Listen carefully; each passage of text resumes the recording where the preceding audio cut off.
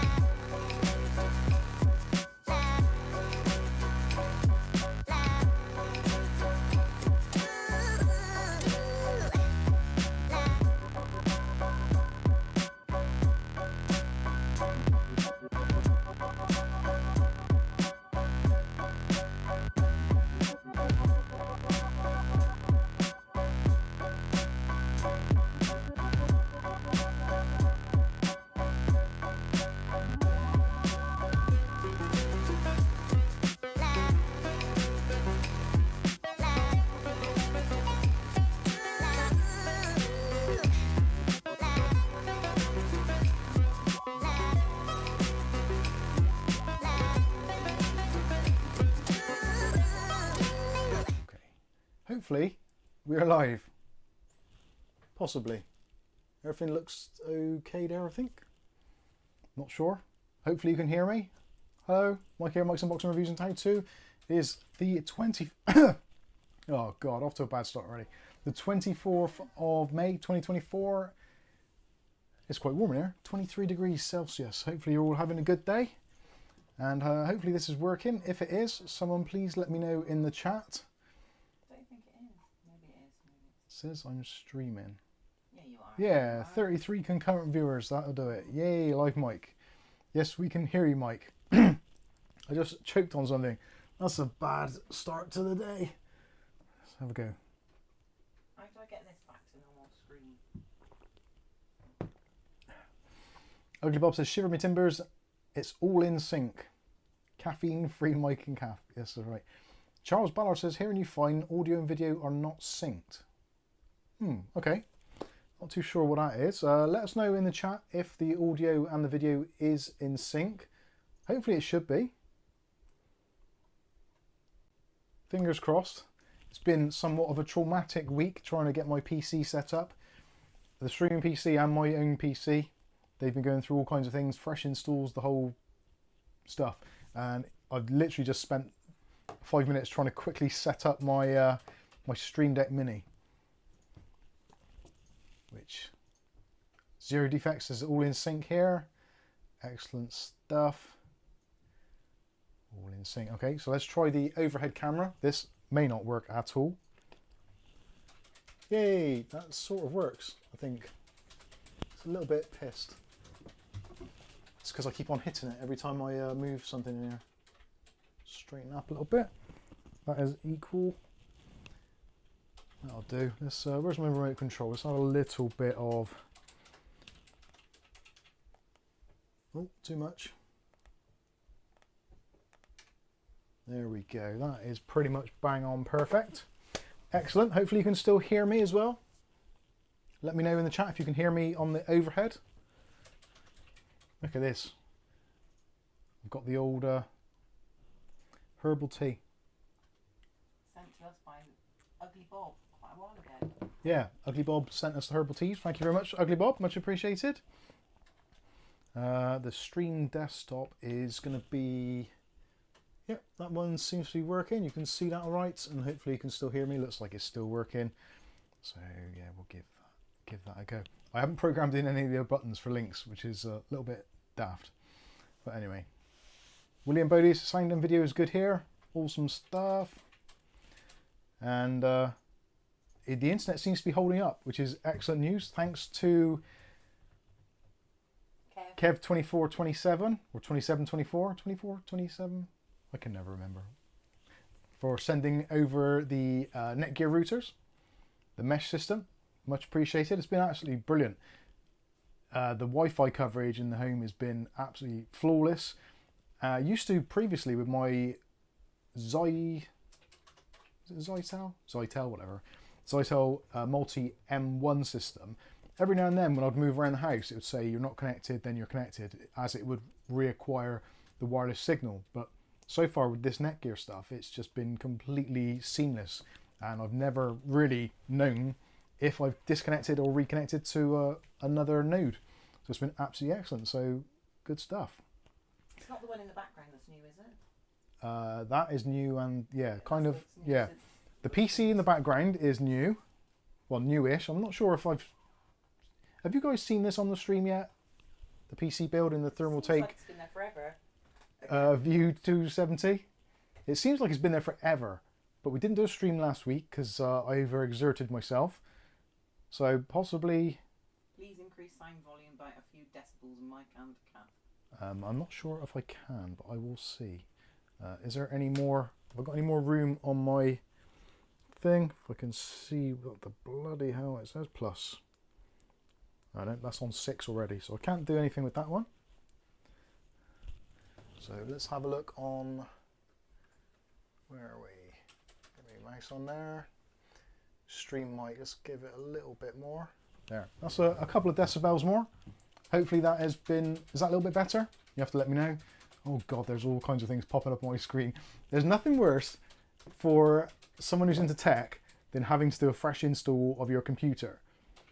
Because everything is... Like, you set things up how you like. You have all your apps that you like. You have all your programs, shortcuts, and everything's just set up right. And I got to the point now where it's just like, oh god, where do I start? The whole thing, I thought, originally, of having a Microsoft account was you could log into your PC and it would just make your settings as they were. Like, wherever you logged in, that would be it. Like a roaming profile. But it doesn't do it. It sucks. But that was just to entice you in. Yeah, that was just to draw us in. So, everything is good. So Ugly Bob's been a member for 32 long months. Should we do super chats? Yeah, let's get the super chats out of the way. That sounds so disrespectful. Is that working? No, why is that not working? You bastard. Why? Oh, there it is. There it is. Rick H, this is for all the PC components you've recommended on this awesome channel. Thank you. Thank you very much, mate. I'm not sure whether you're trying to do a stab at the Brummie accent there, or whether that was a typo. The W is quite a long way away from the U, but at least it is on UK keyboard. Yeah, we like Brummies. Thank you very much for the $20 super chat, Rick H. Much appreciated. It's actually easier to read it on that screen than it is on my own screen. How ridiculous. So thank you very much, Rick. And also there's the Ugly Bob with a £2 disco. Thank you very much. It's not very dark, even though the nights are drawn out. Rick H, this is... Oh, time to reply to the super chat has expired. I didn't realise you could reply to super chats. That's a new thing. God bless you. Oh, just had a big tea. It's going down slowly. So thank you all for joining us on this Saturday evening. There's another one. Is there another one? Yeah. Jeepers. Ugly Bob's come in with another one there. I throw some snow at my girlfriend. She didn't catch my drift. Very good. Very good. And there's one more Rasher with the channel. Rasher. Scrolling down through. There's a lot of chat here. So Rasher has been a member for 32 months. We'll give a disco. Does that show up on there? Yeah, it does. And what a great 32 months it's been.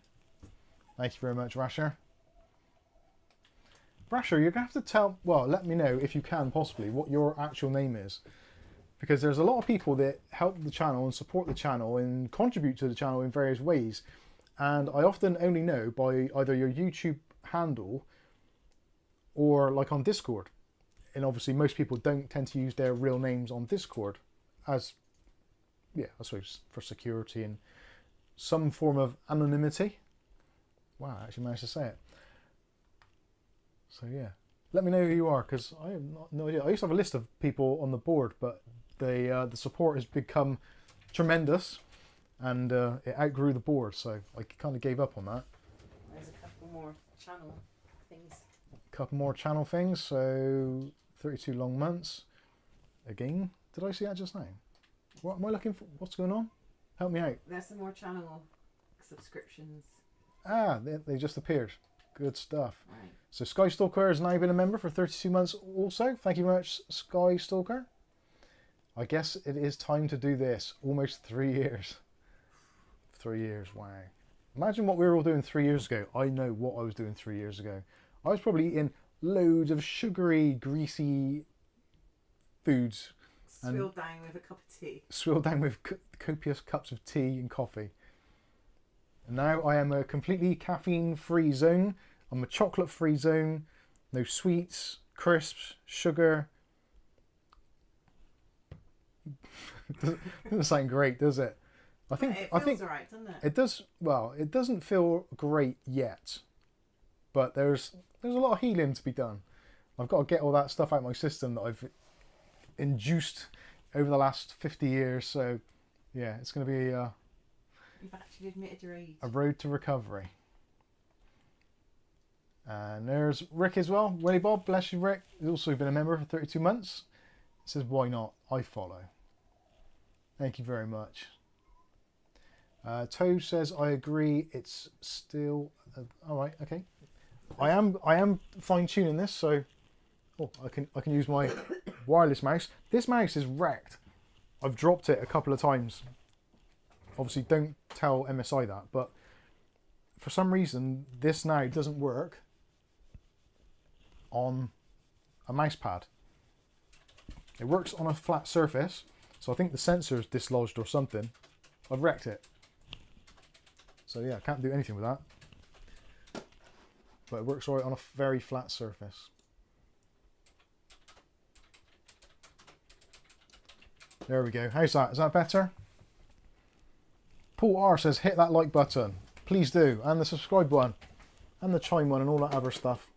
Yeah, that mouse is going to have to go in the bin, I think. Channel ones. Oh my goodness. They're not appearing on my screen. Are they not? You've got in the wrong chat then, aren't you? I'm in live chat. Live Oh, chat. that's O'Reilly. Let's do. I'll change it to top chat and then I'll change back to live chat and see if it appears. So, O'Reilly. Oh yeah, O'Reilly, that was a bit further up. Member for 28 months. Thank you, O'Reilly, for being a member for 28 months. Wow. I think that's it then. What a long time. O'Reilly says, were you backing up your Microsoft account data to the Microsoft Cloud, OneDrive, etc.? I have done. I've basically kind of weaned myself off it and more relying on backups and our NAS, which we have here, which most of you probably know already. But yeah, I do like to use the NAS for things. I don't like to store stuff in the cloud if I can help it. Some things I don't mind. Because the cloud is just someone else's computer. Yeah, it's not always great.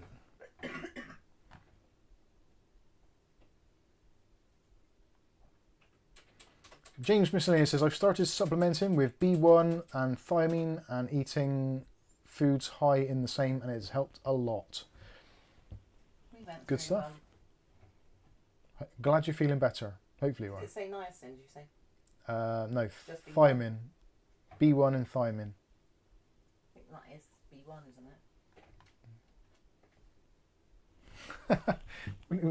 it? Sorry, Matthew Day says he's lost 2 stone. That's impressive to lose 2 stone giving up desserts. That is actually genuinely impressive. Now, didn't say how big you were to start with, because obviously if you're a certain size or weight, losing 2 stone if you're really overweight is, I wouldn't say easy to do, but it's easier to do than if you're just above your fighting weight, so to speak. I don't know.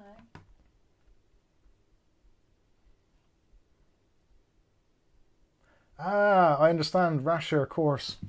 It makes sense now. Rasher's just put a super chat in for 20 euros. Says, before I get rat-arsed on my only night of the week on the Raz, does that remind you, Mike, who I am? Hint, chemtrails, lol.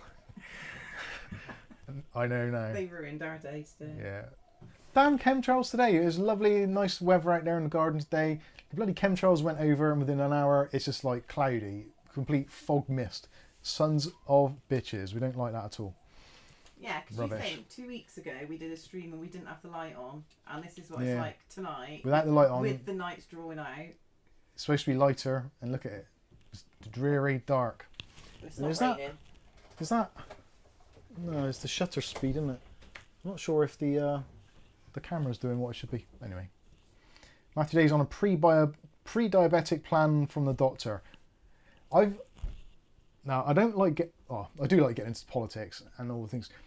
The word pre-diabetes or pre-diabetic always seems like a really kind of vague or almost daft comment to make or to say, like from a doctor. Because everybody's pre-diabetic if you've not got diabetes. I think what they should say would be like borderline diabetic. That makes sense because that means like your insulin resistance or your blood sugars are at a level where if you continue the way you're going, you will need to have treatment for diabetes. So yeah, being pre-diabetic, that's like, I don't know, when you're sort of 12 or under, you're pre-teen. It's like, well, yeah, because like you're pre-pregnant. Yeah. You're trying to be. Yeah, Kath's currently pre-pregnant because she is currently not pregnant. Oh dear. Skystalker says, I find it far too easy to lose weight these days. Keeping on is the trick. I swear God said, hold my beer, I'm going to mess with this guy. Oh, bless you. Matthew Day says, excessive HbA1c. I know. I was being slightly facetious. I understand the meaning about it. I know what it is. Pre-diabetic equals pump those sugar breaks. Yeah, and the thing is, sugar is like, there's a misconception that sugar is just like sweets. It's not. It's potatoes, any starchy goods, wheat, rice. Any carbs. Basically carbohydrates. They all become sugars because that is how they work. They're energy. Technically, we've not had actual sugar, Yeah. but we have had we haven't had sugar, but we've had fruits, potatoes, bananas. Vegetables, all that stuff. So bananas, apples, just eating clean. I think that's really where we're at least trying to. Mark Berry says, I'm diabetic on meds, but I am borderline pre-diabetic normal. You are. Yeah, breads. I haven't had any milk or bread because milk has actually got a load of sugar in it because that's the lactose. Yeah, Lactose? OSE. Yeah. Milk, Glucose, lactose, it's all kind of sugary. Yeah, breads. I haven't had any bread now for, what, 3 weeks, is it? I think we have done 3 weeks now, haven't we? 3 weeks. No bread, no milk. Don't think I've had any rice. No, you haven't. I had a little bit of pasta. That's naughty. Naughty. But that was That's because of Michael. bloody working. You had to take something to eat there. Good stuff. Mark Berry says, I've cut out bread, pasta, rice and crisps. I think it's a sensible thing to do, really. My granddad used to always say, and various other people obviously say the same thing as well, everything in moderation. But I don't know about you, I struggle with moderation.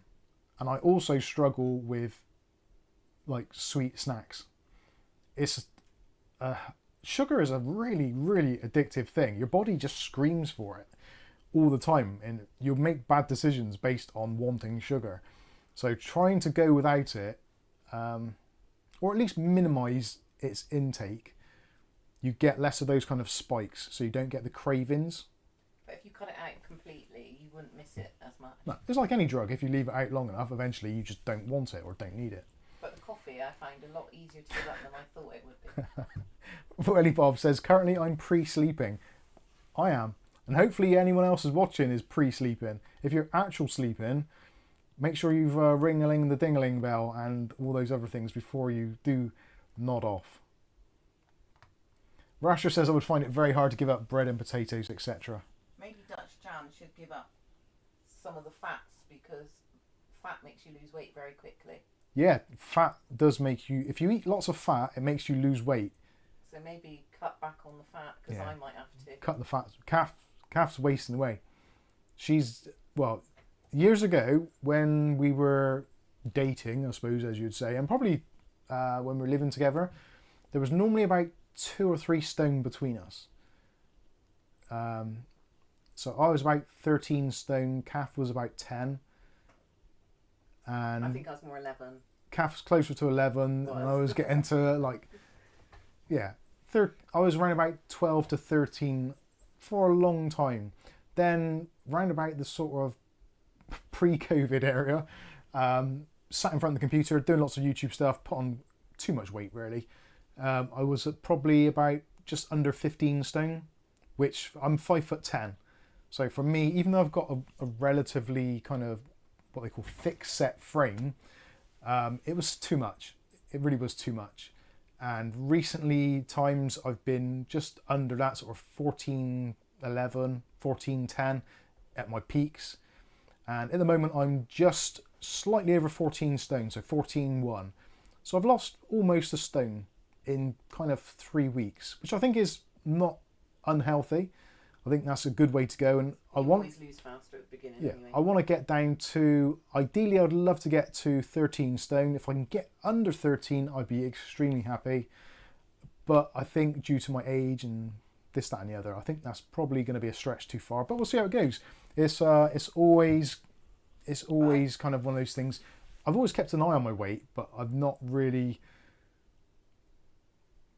chased or had the willpower to try and reduce it. But recently I've been a little bit unwell, dizzy spells, the brain fog, he says, trying to think of what it was, and all those kind of weird things that catch up on you as you get older. And just if you have a generally unhealthy lifestyle, sitting in front of a computer all day, my neck, it seems that I've possibly either damaged or moved, I think they call it the C1 vertebrae in your neck, and pushing on a nerve, which supplies also oxygen to the brain, gives you dead arms, all that kind of stuff. So there's stupid things really, just bad posture, unhealthy lifestyle, and it just, yeah, got too much. So I've had to make adjustments, which I'm not overly pleased about. I'd love to be invincible and just keep on eating shit for the rest of my life and just live out my days happily. But that ain't the way it goes. So we do have to kind of, you know, make amends. O'Reilly says, well done, Mike, with your weight loss. Keep it up. No, I'm trying to keep it down. I want to keep my weight down. I'm not too sure how much weight it is in kilos. I think I was probably about 86 kilos at one point. I vaguely remember 86 kilos for some reason. I don't know why. Dutch Jan says, I'm 10 stone. Jeepers. I wish I was 10 stone. Rick H says, I'm close to 16 stone. If you're tall enough and you're healthy enough, then you can go with it. It's fine. Mark Barry says, I try and do an hour's walking every day, and that helps. Exercise definitely helps. I don't care what anyone says. Exercise is the key thing for anybody, for whether you're young, old, whatever. Just keeping active, keeping mobile, keeping the blood flowing. You've got to do it.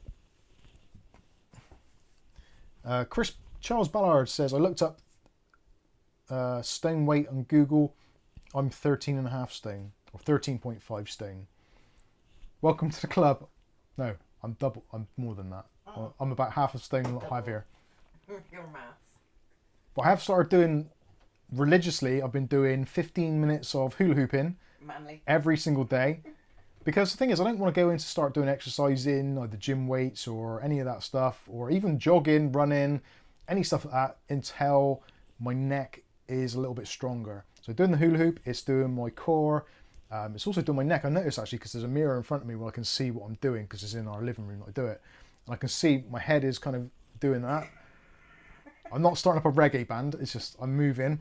And yeah, I can see that it's starting to strengthen up my neck, which is super important, because that supports. Like, your head's a heavy thing. Mine is especially, even though it hasn't got hair on it. And you've taken over mowing the lawn, really, haven't Yeah, you? So and I'm that's good. mowing the lawn every day by, well, Push it on. manually. I was going to say by hand. I don't do it by hand. I'm not a lunatic with scissors on the lawn, although I have done that, to be fair. Not with scissors. So, anyway, that's where we are. So, yeah, having a few health, I wouldn't say issues, more concerns. You know what it is. If you get anything, like you get a achy arm, or you get a bad back and it's continual, or it goes on. The dizzy spells were quite concerning, and the kind of the brain fog and a little bit blurry vision as well.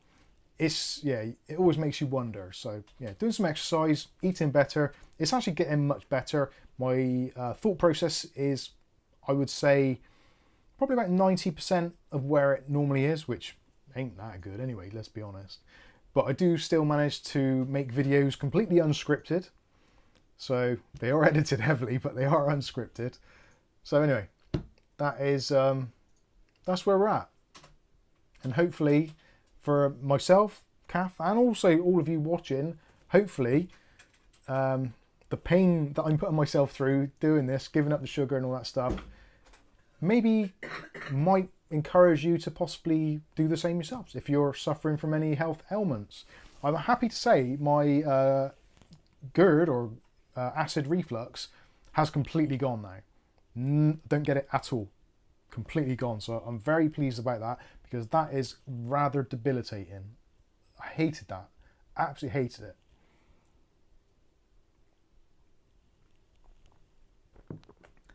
James Messina says, do you have low blood pressure like me, Mike? I don't. If anything, I've got slightly elevated, I would have thought. I'm not sure what it is. I think I measured it recently. Do it live? I could do it live. That'd be interesting. Except for our thing's a bit rubbish. Yeah, our BP monitor is a little bit shite.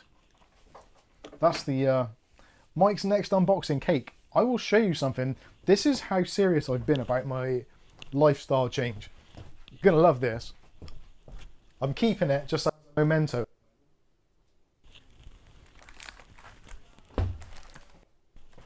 Now, some of you may or may not know that on the 6th of May this year, it was my birthday, and Kath's was on the 3rd. So we went out and we bought ourselves a birthday cake. This was my 50th birthday cake. I really did splash out, and I'm actually glad I did not splash out, because I wasn't feeling very well at the time. And we got this one, and as you can see, as per usual, it has got the reduced label on it. So this was only £1, so it's not the end of the world. But this is currently, this is my show of willpower. The fact that I've got this extremely yummy looking hand decorated chocolate cake in a box, and I'm not touching it. That is my, that's like my fire thing, you know, like the, in case of emergency, break glass. And that's mine. And I got 2 kilos. I bought that for Kath for her birthday. She hasn't touched that either. And this was for And Mother's Day. there's another one of those in another box, which the kids got her for Mother's Day. So we are surrounded by this stuff. And I do love coffee creams. Like I could, me and Kath, when we were not being good, one of these cakes that normally serves 6, we would just cut it in half and have half each, and do that almost every day. So it's no surprise really that we're not as healthy as we should be. Oh, let's go on and let's see if we can do the blood pressure monitor. It's a bit old. If you lose weight, your blood pressure usually drops. Let's. This thing is rubbish. I have had this thing up to, I think at one point I had it at 200 over 100. So I do generally have quite a high-ish blood pressure, but let's see what we get. So I'll just carry on talking normally and ignore the sound of this thing. If it stops and starts again, we have to do it again. Riley says, make the cake a mug giveaway prize. That's not a bad idea. Gone off cake. Gone off cake, yeah. Umar says, I'll have the cake. Riley says, well done, Mike. What was the date on it?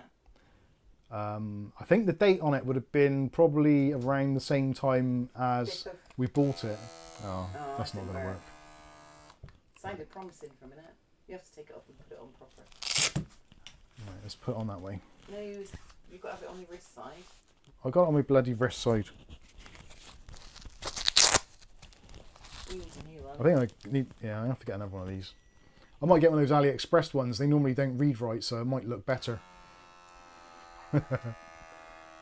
Toad says 200 over 100 is very, very high. Hypertensive crisis. Yeah, I know. I've been there. I have been stressed out. I think I was 188 over 125, I think, when I was just driving to work. So I think my blood pressure has always been quite high anyway. Right. Mine's off single, double figures. So bearing in mind I am streaming at the moment and I was a bit stressful getting set up. But currently I have a pulse rate of 97. and it's 151/92. So I'm kind of in the yellow. I would like it to be a bit lower, but if I've naturally or normally have high blood pressure, it might go down. And not like I've been moving around doing stuff, getting the stream ready, so that's it. Ugly Bob says, "Hello, I'll order one of those on AliExpress that you take the pressure from around your neck." I hate having them done though. It makes me feel like I'm being like suffocated. Rasher says it's the second figure on BP measurements that matter most. I have no idea. Ira Wolfman says, worst mine was 160/95. Not far off mine. Oh, let's have a look on the reduced to clear sticker to see what it was. Calf's blood pressure is, not sure if that's seen on the screen, so 117/70. What was your heart rate? 105. 105, and she's sat in her chair. I always have a high pulse. And I think if we actually had our blood vessels attached together, we'd probably equalise. Where's the best before? Oh, there we are. There's the best before. It was actually the 5th of May, which is why we bought it as my birthday cake, because my birthday was on the 6th. Oh, I'll take it out. Oh, you better take it. Go I'll on. take it out. Thank you. My heart rate's better than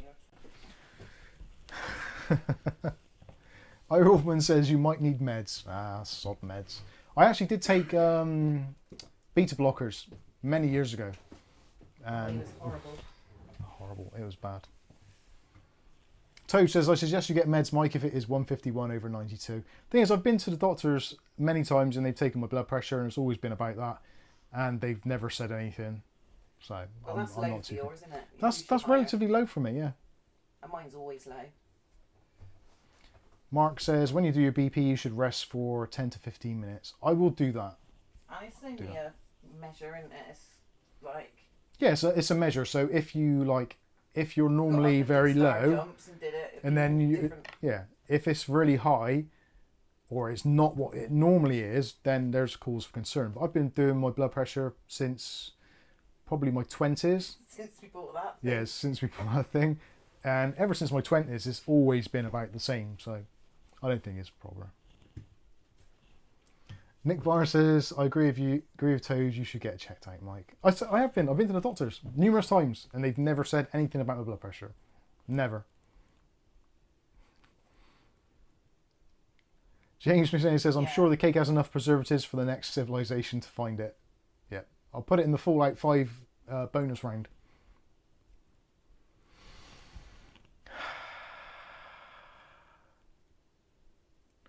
Ugly Bob says, when you're taking your pressure, do it 3 times. If I get that thing to work 3 times in a row, my blood pressure would be elevated anyway.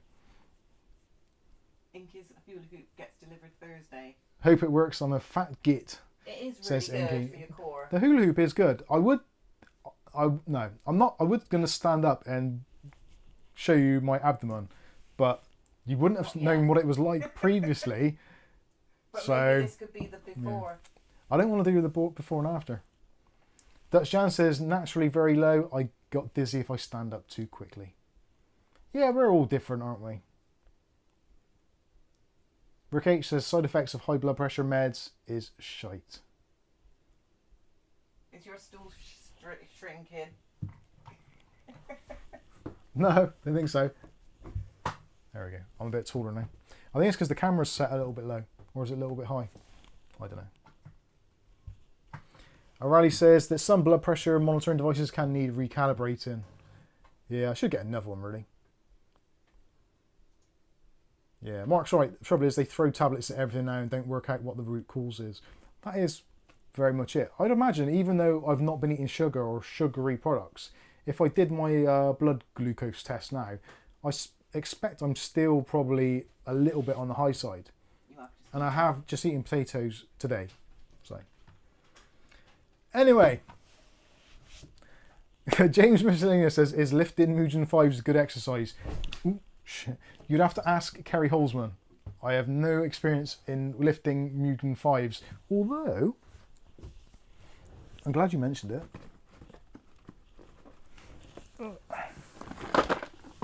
We're not quite as a well-established organisation as Kerry Holzman, but we can't do Mugens or Mugens, but we can do Enermaxes. So here we go. There we go. We're exercising using CPU coolers. This is the new fitness regime for the housebound.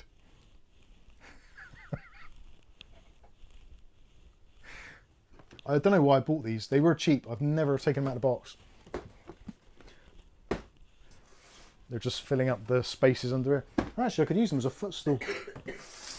They actually look quite good, but I've got too many of those things. Anyway.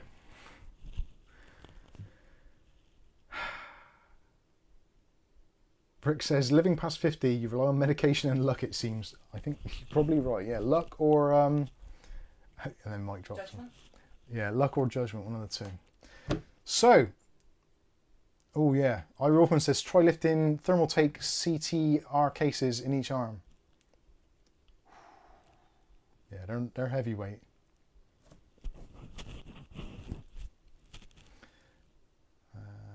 The new high-tech workout. Yeah, bench press of 4090. Nick says, Calf, give Mike a duster to save time cleaning. I do most of the cleaning anyway. You enjoy it. Happy days weightlifting my $100 budget build project. Happy days. And actually, speaking of lightweight cases, I have a lightweight case over there which we can take a look at, which is the Tecware VXL. And actually, before I do that, I don't know, have we mentioned about the PC behind me and what is going on in there? Probably not. I'm not sure. Was it in the last stream or the stream before? I don't think it was. Well, Bob says it isn't the new PC, but... where is it? Oh, it was ages ago. Let me find that now. Yeah. Anyway, so Thermaltake View 270, swapped it out from the Ceres 500, which is currently in the hallway. Basically, it's the same rig, other than I've changed out the motherboard. So now it's MSI motherboard. So I've gone back to the B650 Edge Wi-Fi, and actually, it seems to be very good, running very well. Not had any problems. Once or twice, I have had an issue where I've turned it on, and I've got the CPU light, and I just turned it off and turned it back on again, and it was absolutely fine. So I'm not too sure why that is. Robbie would like to know what's in the setup behind you. So let's run through the setup. So in here, power supply wise, we've got the Thermaltake Tough Power GFA3 1050, I think. I can just about see through the side of there. Yeah, the A3 Snow, so white cables. Moving up, so motherboard, MSI B650 Edge Wi-Fi. It does look a lot better in real life than on the screen. Yeah. Look at it. On screen it looks awful. I'm not sure if I can get actually a decent picture of it. It's a really hard case to film.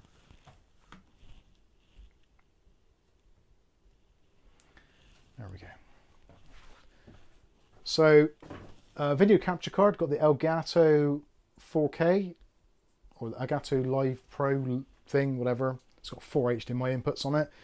Graphics card is still the RTX 3070 from Dave Aitken. Picked that one up recently. Also using Dave Aitken's modified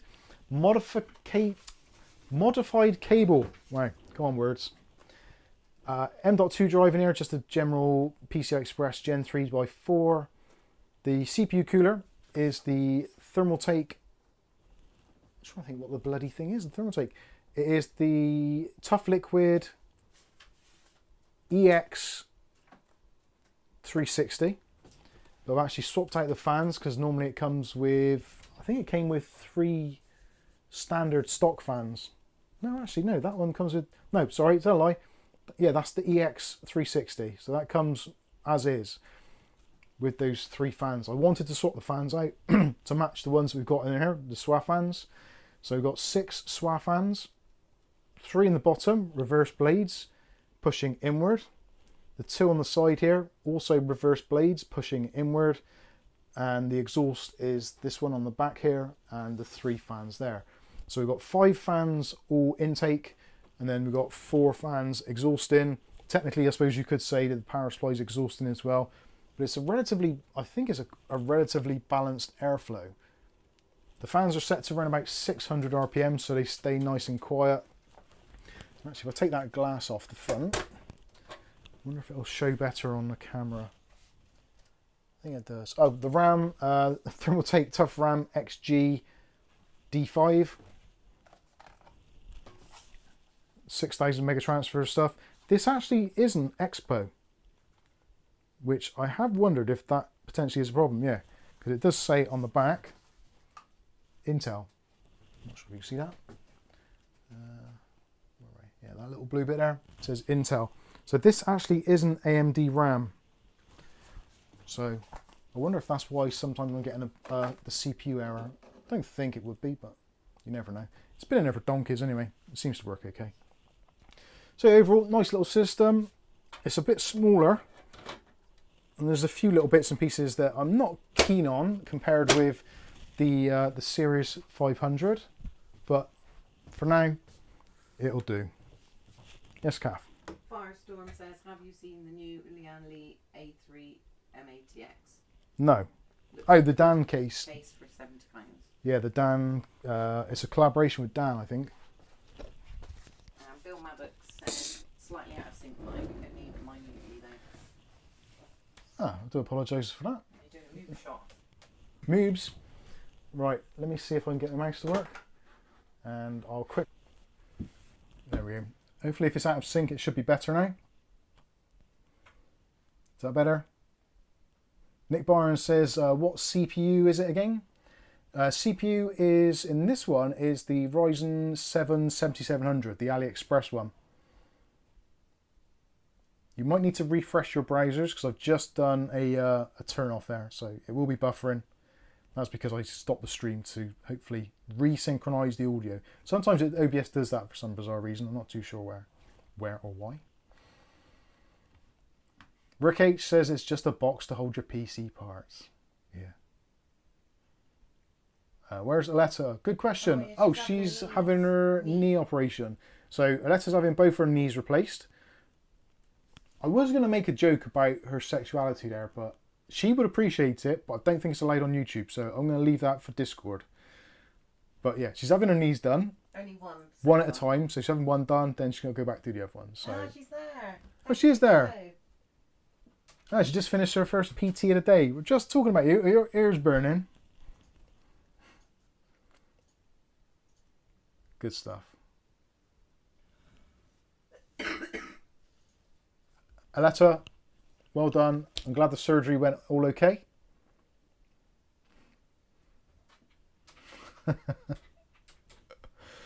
Ah, dear. Anyway, so that's what's in the PC. Yeah, Ryzen 7 7700. Runs actually nice and cool. Around about 38 to 40 degrees Celsius on idle. Under a full load, doing a Cinebench runs about 78, 79, sometimes 82 for a weird spike all of a sudden, but mostly under the 80s, which is excellent. So yeah, it's a nice little system. I got to be honest with you. I would say I would prefer that if the View 270 was maybe a bit taller. If it was about another inch, maybe 2 inches taller, because it's actually really hard to get to the motherboard, what they called fan headers and CPU headers, because if you've got an AIO in there, yeah, you just can't get your fingers in there. It's really, really hard.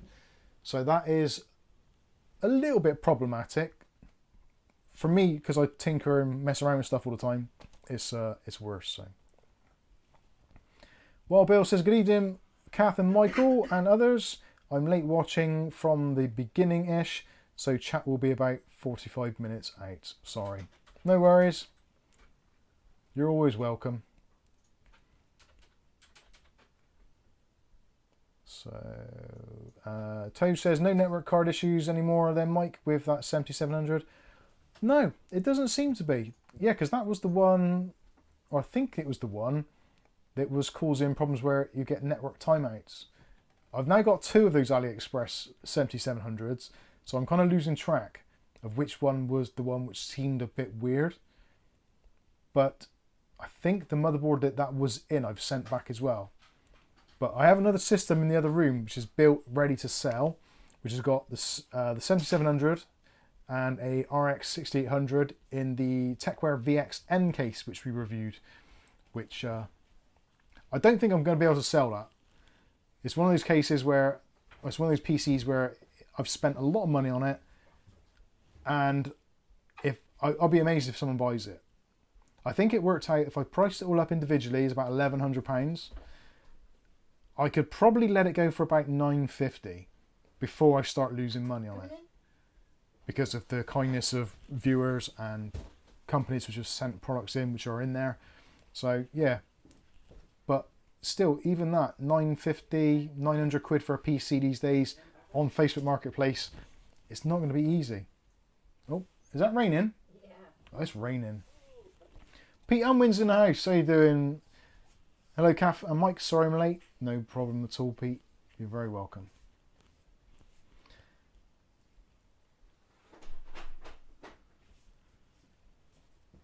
Okay, so just checking out the chat there. I think my eyesight's getting better, and it's taking a while to adjust to it. Hey, Napes. Yeah. My left eye's always been problematic because I've got a stigmatization, whatever it is. My eye is not the right shape. Probably due to the high blood pressure.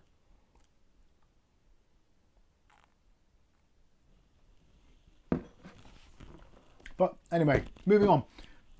The whole point of this stream, well, there's three kind of points. One is to catch up and say hello to everybody because we missed you last week. Second part is to take a look at this case, the VXL, and take a look at the pros and cons.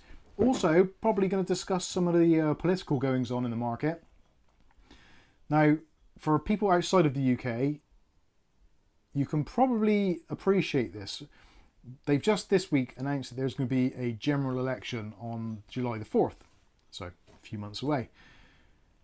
We've had a Conservative government for the last 8 to 12 years, I think. And because of the kind of the generational thing, a lot of people that were at school when the government came in, and probably colleges and stuff like that younger, they're kind of hitting their maybe 20s, 30s now. So they're desperate to see a different government. Unfortunately, what most of us who are a little bit older have already seen is the fact that it doesn't make a difference which government is in power. You're always going to get screwed one way or the other. So everyone's like, oh yeah, Labour government's going to be great. And it's like, it's really not. Governments aren't great. They're not there for our benefit. They were, but they're not anymore. So that is going on.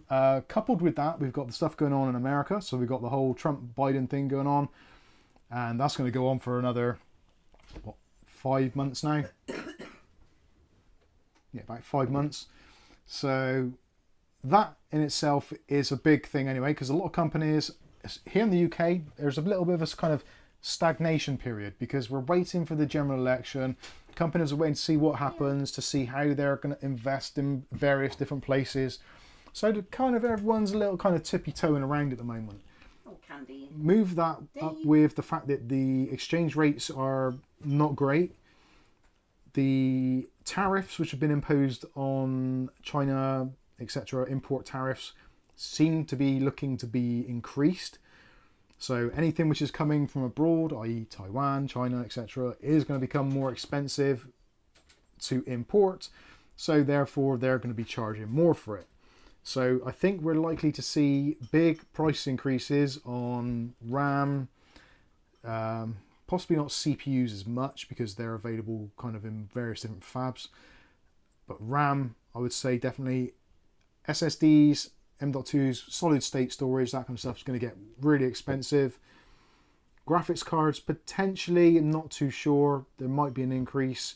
Cases, we've already seen it happening. Cases which were kind of 20, 30, 40 quid 3-4 years ago are now kind of 40, 50, 60, 70 quid. So there's that incremental thing. And again, I've done a video on a £600 budget PC, which isn't a budget, really. That's a lot of money. But a kind of an entry-level system, which seems mad that not that long ago, probably 5, 6, 7 years ago, if you spent 600 quid on a PC, it would be pretty awesome. And I actually did look back at some previous tests I did and some previous pricings I did to see where the differences were and see what you actually get for £600 now as opposed to what was £600 then, and if that £600 system is still costing £600. And not a lot has changed, to be fair. So there hasn't been a massive overall shift in PC component pricing. As we often see, it's some areas drop, some areas increase, and of course it's always going to find that equilibrium or that balance. So what was cheap then isn't cheap now. You get the general idea. Hi, George.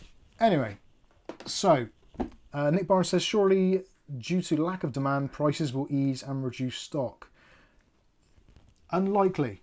The thing is with capitalism, the way that it generally tends to work is there's a certain amount of money which company needs to make to survive.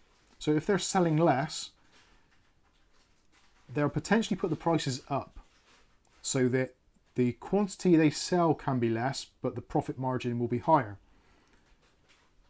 That's in an ideal world. Sometimes they push it the wrong way and go too far, and then nobody buys it at all, so then they have to drop the prices down to rock bottom to generate that interest and move some stock to prevent them going bankrupt or allow them to pay wages, that sort of stuff. So never can you entirely look at that that thing going on and say, right, if no one's buying, prices will go down, because that actually often isn't the case. What is that? Transmission. Is that my... I must have been coming through in stereo. Don't know if I got that turned on. Anyway, so there is where we are. They've said this because there's a general election coming out in the UK. They've said that inflation is down to normal levels, which is around about 2%. They like to keep it between kind of 1 to 2% here in the UK for inflation as a yearly thing. At the moment, it's about 2.5, 2.8%. I think they said it was, but conveniently, they've left out some key markets out of the inflation rate, such as fuel, food, and gas, I think it was. So there's like a few different things they've left out of it because those are obviously highly inflationary and they would affect the figures. So yeah, the inflation figure in the UK makes no sense whatsoever because it's just a kind of a small subset of things. Like these things are now normal, but those things are still screwed. Anyway, Mark Barry says, I've realised democracy is an illusion. It is. When you're making a vote, you're kind of, it's like which thing don't you like the most?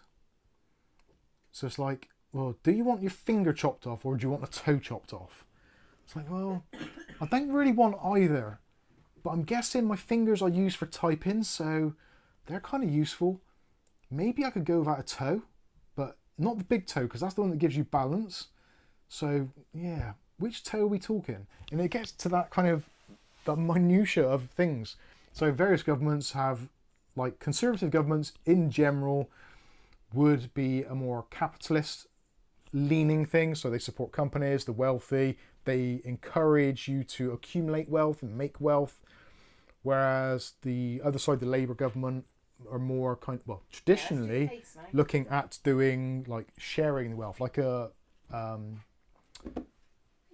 socialists basically.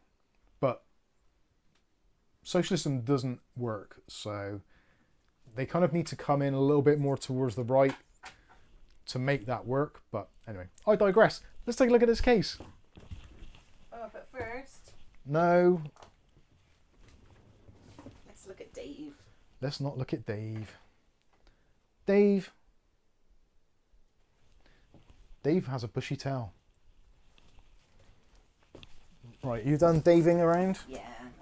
Okay, so tonight the case we are looking at is the Tecware EVO the Tecware VXL EVO ATX dual chamber fish tank glass case. Comes with 4 included fans. We'll discuss that in depth.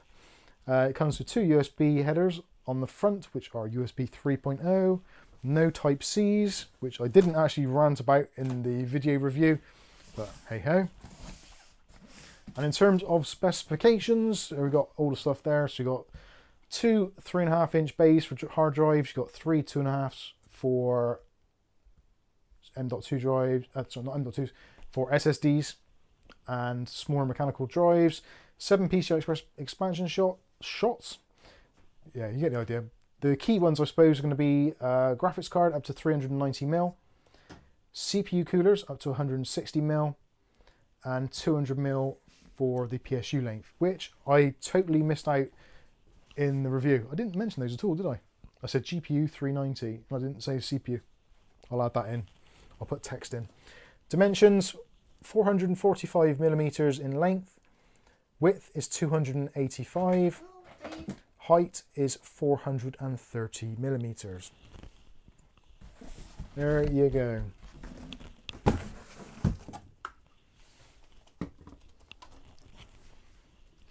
And there we go. There is the case. Now I'll take the front panel off because I was just going to get reflecto porn for calf. Easy to take the front off. Little clip there, and it actually is held in place on the bottom, so in case you accidentally pop it, it won't fall out, which is nice. Sadly though, the screw that holds it on isn't captive, so that is a little bit of an annoyance. Now hopefully, can you see that screen okay? Yes you can, excellent stuff. And unfortunately my mouse mat isn't quite big enough. Could do with a bigger mouse mat. Anyway, moving on. So we've got accessories box in here. Now accessories box is basically a bit of a waste of cardboard. So you've got 3 Velcro straps. Actually I'm going to install those in the back while we've got it open. And there's a little baggie with some zip ties or cable ties, depending which country you're in. And you've also got the nice silver screws to go with white cases. That's cool. Would have been nice to have white cable ties really. And actually, that might also go in the bin. Don't need that anymore. This side panel is actually removable as well. There's a tiny little thumb screw in here to hold it in place, which you can leave out if you want to. So a little thumb screw there. And when that's out, you can just pull this top panel. That unclips from there. What we're used to seeing, kind of like ball joints that go into plastic receivers. So that's pretty cool. 4mm glass as well. I think it's 4mm. I'm going to check that because I did say it earlier, but I'm sure it is because it seems really thick, or at least thicker than what I'm used to. It might even be 5. My eyes aren't that good, but no, 4mm. 4mm tempered glass, whereas a lot of cases tend to be 3mm these days, so that's nice. Actually, I think it's thicker than the Thermaltake case, glass-wise. Might be. Anyway, so that comes out. This one isn't held in with latches, unfortunately, so it will kind of fall out. The only real branding on here is there, VXL. Very discreetly done there. And there's a very small Tecware logo on the top. So now you can see inside the case, and this is actually a really nice layout. I do like this type of design. It's a lot easier to work in. The only thing that people are concerned about, I think, with this sort of stuff is how rigid is it? And let me say, it's... Ooh, I think I pushed too hard then and bent something internally. I probably should have done that. So it's basically solid. You can't sit on it, clearly, but it's very strong. So you don't have to worry about that at all. It's... have I bent that? I don't think I have. Let me put the glass back in, make sure. I did put a ridiculous amount of force on there actually. That was stupid. Oh no, the glass still goes on, so it did move up very, very slightly, but that's like a millimetre thick there. So that's fine. So it didn't bend, it just creaked a little bit. But yeah, very, very strong indeed. And it comes with 4 fans included, as you can see. So we've got 3 of their, I think they're called Omni-Core. Yeah, I think they're Omni-Core. I'll look in the back. But these are the Omni-Core fans. So you've got 3 reverse blade versions. And on the back, you've got a single 120 with a traditional airflow pattern, which is pretty nice. Almost every single bit of ventilation on this case, yeah, almost every bit is all hexagonal mesh, which is particularly good for airflow. So that is very nice. The bottom is hexagonal mesh. That was one of the things with the View 270, which I was a little bit disappointed because it's all the circular mesh rather than hexagonal. I think having hex mesh in there would have made it breathe a little bit more easy. Still breathes well, but just this is going to be somewhat freer. They've also made a very wise decision, I think, personally. Behind these fans, it's just a completely blank cutout. So there's no restrictions for the fans whatsoever other than the filter on the back, which is basically the case structure, the back panel. So that's really good. Absolute ton of room at the bottom. So even if you've got 3 fans in here, which you can put 3 120s or 2 140s, tons and tons of room. Also pass-throughs. No, they're not PWM fans. We'll talk about the fans and we'll get them going. There are some pros and some cons to the fans. I'm not. Yeah. We'll talk about that. So 3 pass-throughs at the bottom. Motherboard's going to be about here. So even with case fans installed, you're still going to get easy access. And also because there is somewhat of an offset for 120s, you've got a good kind of 1.5 to 2 inches there to kind of get your fingers in if you need to pluck at cables. So that's pretty good. And the same can be said for the top. So the top of the motherboard tray is going to, top of the motherboard is going to be about here. So you've got a good, I reckon that's got to be about 50 mil. I didn't measure it earlier. Actually, no, it's more than that. There's 60, there's almost 70 mil between the top of the case and the motherboard pillar. So if you have a radiator, which is going to be what, I don't know, 28 mil, and some fans 25, so say for argument's sake 60 mil, you've still got a good 10 millimeters between your AIO fans and the top of your motherboard. So getting access to the connectors on the top is going to be easy. Again, something which I was not overly keen on with the View 270 because it's a little bit more compact, so you don't get that easy access to the connectors, which for some people is absolutely fine because if you just build your PC and use it and play games, it makes no difference at all. But if you're like me or many others who tweak stuff and change stuff and try new configurations all the time, getting access to all of the connections is pretty key. At least I think so anyway, but let me know what you think. What else have we got? So yeah, plenty of room. On the side here, you can put the 360mm AIO if you wanted to. There's plenty of room for that, and also it is inset a little bit.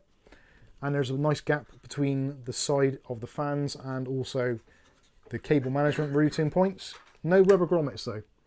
That I think is a bit of a disappointment. I would have liked to have seen some rubber grommets on this, to be fair. But where the market is, where pricing is, if they're trying to... Actually, I don't know. I can't imagine that rubber grommets are going to cost an absolute fortune.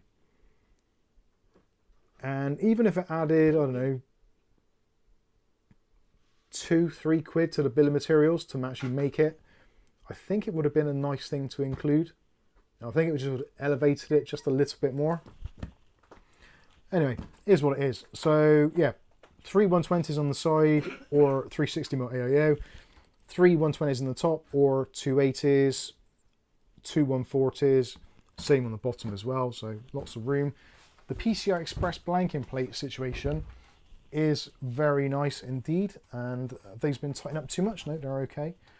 So on the back you've got 7 PCI Express blanking slots, all of which are individual, removable, and they've also still got the hexagonal mesh ventilation on them as well, just so that it all kind of keeps in with that unified look, which is very nice. And you'll notice there are no support bars either.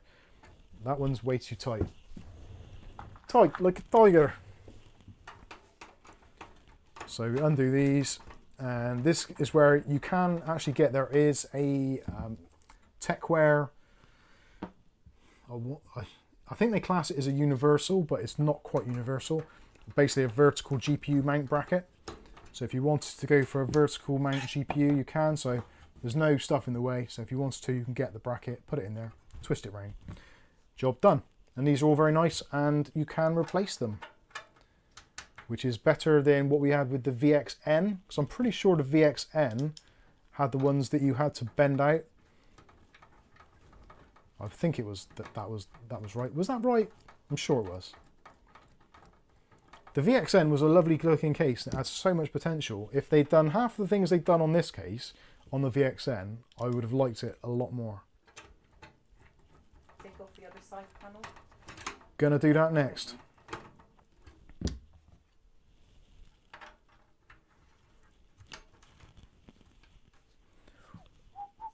Siggy says PC cases seem to be going for frontal glass looks at the cost of positive airflow. Yeah, I'm not.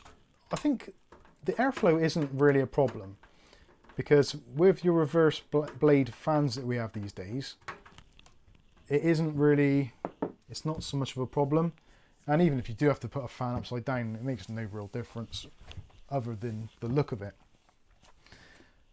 I personally quite like a case with a bit of glass, as long as it's got easy access. That's the thing that I'm mostly concerned about because of tweaking and stuff. So the 120mm on the back, move that up and down quite a lot actually. A lot of adjustment there, depending what you want to put in there. You could put a 120 AIO in the back if you wanted to, but I don't think you'd want to. Got ventilation there as well for another 2.5-inch drive bay. ATX power supply goes in here, and these we've already seen, so no point deliberating over that. Actually, before we open the back up, we'll look at the bottom, as the doctor said.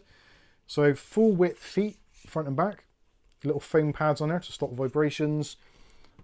Magnetic filter on the bottom, which I would probably just leave off, to be honest with you, because it's actually a bit of a pain in the balls to get out. I think I've actually put the top one on the bottom, and yeah, that one should be on the top. I've creased it already. Darn. I hate it when I do that. Anyway, so A bit of an ass iron. I will. You can see there, so nice and easy mounting, and it's raised off the floor by approximately just under an inch. So looking about 22, 23 millimeters. So it's going to get air in from the bottom very easily. Let's put that to one side for now. I think I'm not going to put that back on. And we have a look at the back. I like the back actually because they haven't gone with the hexagonal mesh, which I thought I wouldn't like because it doesn't go with the rest of the case, but they've done this mesh so nice and tight and fine that it's going to be good for airflow but also for filtration at the same time. So I like that. And I think it's a nice design that's going to allow the air to come out, and also a little bit of RGB bleed through if you wanted to. Power supply is going to be kind of here, pulling in cool air from the side, and hard drives and stuff are up here, so they're going to stay relatively well ventilated. And inside it's actually pretty clean. I've done a very minimal bit of cable management there, just put some cable ties on just to hold that in place so you can see where the fans are. Did I say those are the Omni? Yeah, Omni Core K12R are the fans which are in there. It's a bit of a shame that they've gone with black cabling, I think, personally. I think I would have much preferred to have seen white cables, especially when you're paying a slightly more premium price. Because I haven't mentioned the price yet, and I've done that deliberately. So, if you bear in mind, something like the Thermaltake T500, CTE T500 is about 120 quid, 110 quid, thereabouts. Something like the Thermaltake View 270 is about 80, I think, at the moment in the UK. The Ceres 330, 90 quid here in the UK. That one's just over there. And other cases such as maybe the GameMax F15, which a lot of you have probably come to the channel and found us from. That is around about 60 to 70 pounds if you can get one. So when you take those into consideration, how much do you think this case actually is? And don't look it up because that's cheating. Don't Google it. Just put your honest thoughts in the comments section now. And just don't be daft and put some ridiculous amount in, but put how much you would be prepared to pay, or that you think that this actually is. And in fact, actually, better still, in the comments, do me a favor, if you can, if you're near a keyboard and you've got the time and you can be bothered, put in, first of all, what you think it is retailing for, and then tell me what you think, well, tell me what you personally would pay for it as a case. Do that now before we go into anything else, because the next bit might change your mind a little bit. So I'm peering through the mesh, and I can see that O'Reilly's already put 50 quid as a guess. McTony Ward says, I think 170. I would pay 120. David Thompson's put £180.90. Dutch Jan, no idea, 80 euros. Ugly Bob says, probably going for 75 quid, but I would pay 50 for it. Zero Defect says, I don't think I would get this one. Fair enough. Nick Barnes says 80 quid.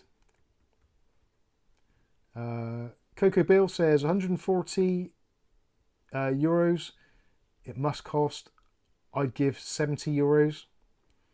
William Bodie says maybe 55 euros. Ordinary Dude says, without PWM fans, I would not consider it at all. Fair enough. They're not PWM, but they are DC control. So just as that caveat, you can actually control them. They're not static speed. Mark Berry says 120 retail, 60 he would pay. Roderick Kennedy, 75 quid. Rick says 65 quid. David Thompson says no, 180 and I'll pay 90. Fair enough. CJ, retail 99, I would pay 75. Ugly Wolf says $1 million. Ivory Wolfman, you harsh bastard. Probably 49 quid, I'd give 20. Come on, you miserable sod. Unless it says price doesn't matter, I'd never buy a case like that. Fair dues.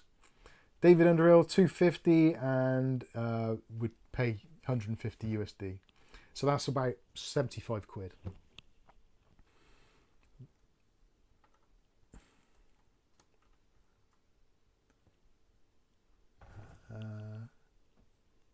David Thompson says treat fitty.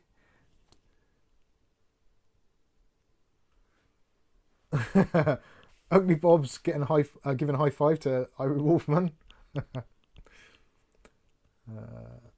Coco Bill says, I mean, because I'm already sold on the Lian Li 205 mesh. Got 2 of them already. Now discontinued, so don't cut sales of this product. No worries. Rasher, 150 quid. David Thompson and the 5 quid he has on the Wilco gift card. Okay, so I've got a rough idea where you guys are thinking. So you're thinking that you would pay somewhere in the region of between 50 to 75 quid. Am I right in saying that? Am I gauging that accurately?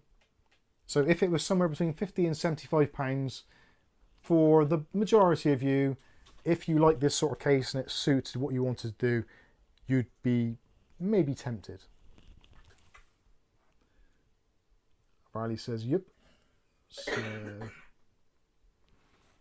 Bill Maddox says maybe retails for £65.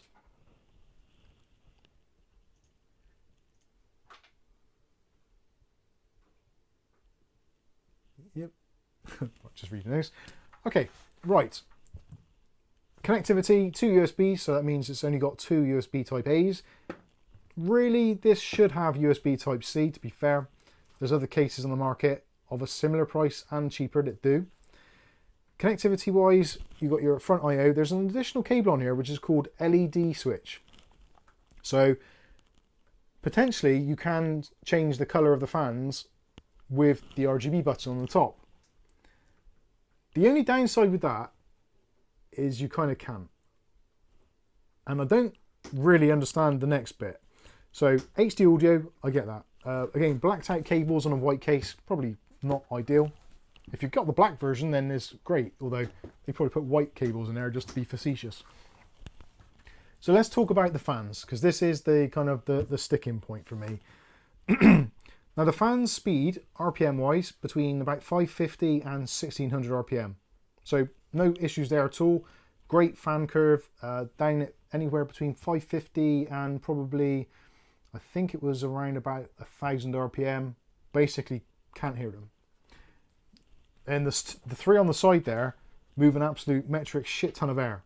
Like, I was surprised how much air they actually move, considering they're reverse blades. So, very pleased with the way the fans perform in terms of RPM and all that kind of stuff. Again, absolutely great. Actually, was it 650? I think, no, it's about 800 RPM, I think, the lowest. But it was still basically silent up to about 1,000 or 1,200. So, yeah, absolutely fine in terms of noise and performance. No problems there. My biggest problem is the fact that they say they're daisy chain fans, which they are. Here is a daisy chain. I can confirm there is a daisy chain. But they have these weird ass proprietary connectors which have got 5 pins on. And they daisy chain. So proprietary connections, okay, I can go with that. There is an adapter at the end which converts those cables to what can only be possibly one of the most confusing decisions I've ever seen. So these are DC controlled fans, which you can still control the power very easily in almost any motherboard. It's not a problem. But if you're connecting it to certain hubs, then you do have to be careful. If you plug it into a motherboard, it's straightforward, no problem at all. So 3-pin DC connection for the fans. And you've also got a addressable RGB, standard 3-pin 5-volt addressable RGB. And also you've got the obligatory pass-through, which is to be expected.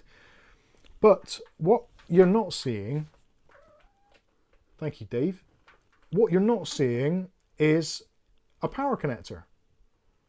So how do you power the fans? Well, more importantly, how do you power all the RGB?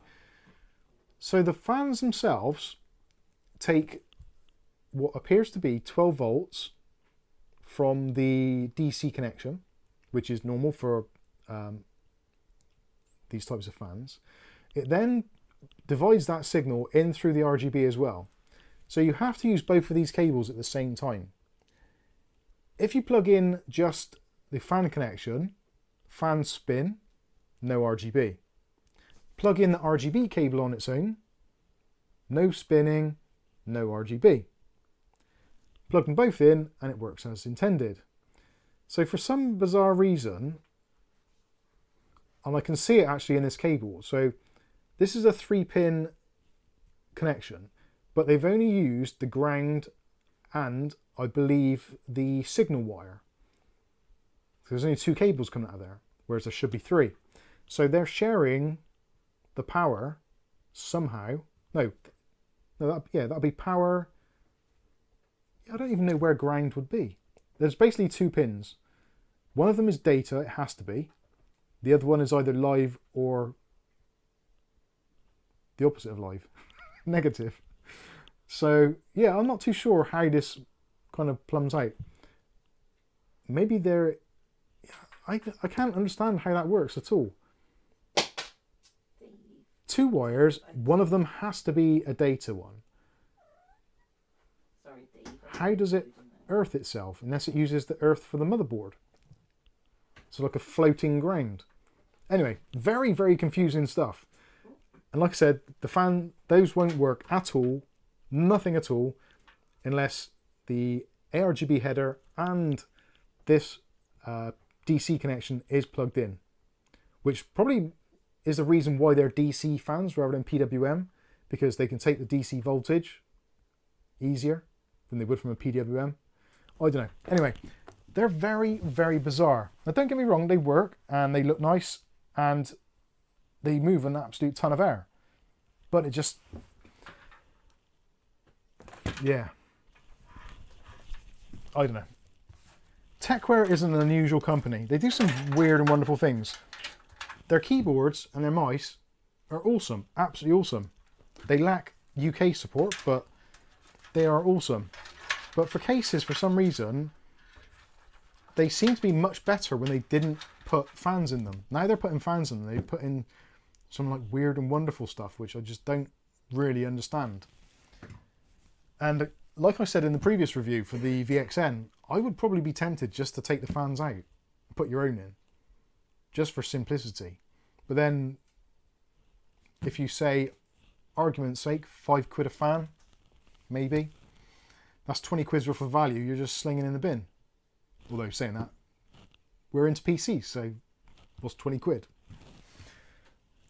Let's look at the top.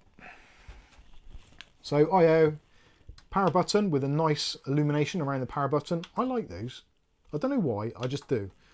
Next that reset switch, 2 USBs, Type A, 3.0, separate dedicated jacks for your headphones and your microphone, like that. And it's got the very bizarre RGB button, which does absolutely nothing. There's nowhere to physically connect it to anything that comes with the case. It makes no sense. I don't know why it's there. Well, I do know why it's there, because you can plug it into a separate controller and use that button to cycle through it. And actually Tecware, I believe, do supply their own RGB controller, which you could use that connection on. Weird. Very weird. My thoughts are that this case, whoever designed it originally, or whichever company is the kind of original manufacturer, they've designed this case for another company, and they put a controller in there to start with, and different fans. That is my thoughts on it.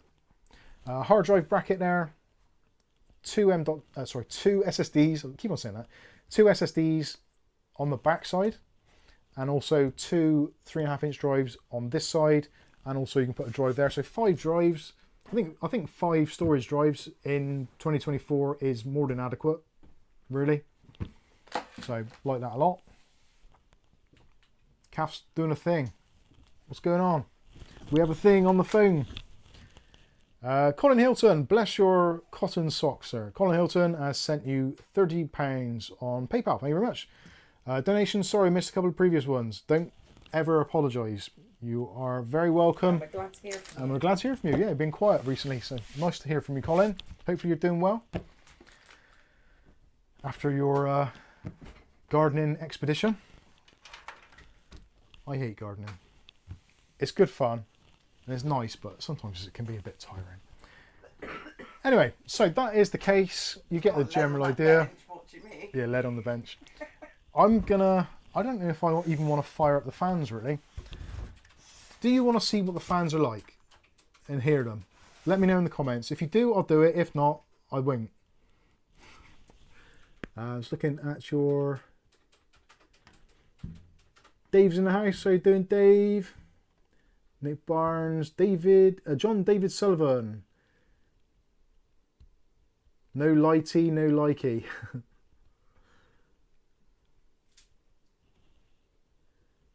Sorry, I'm trying to read this. I didn't see David Aiken, sorry. Let's say a word. What was the price? Did he say? No, he didn't. Not yet.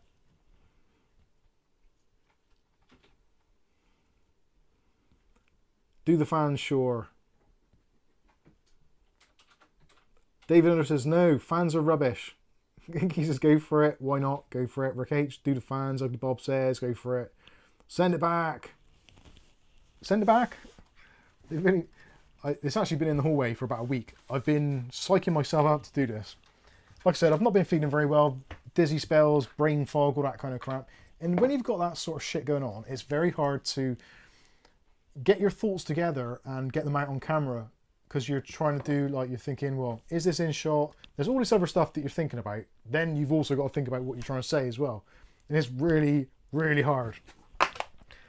Trust me, I am a trained, seasoned YouTubist.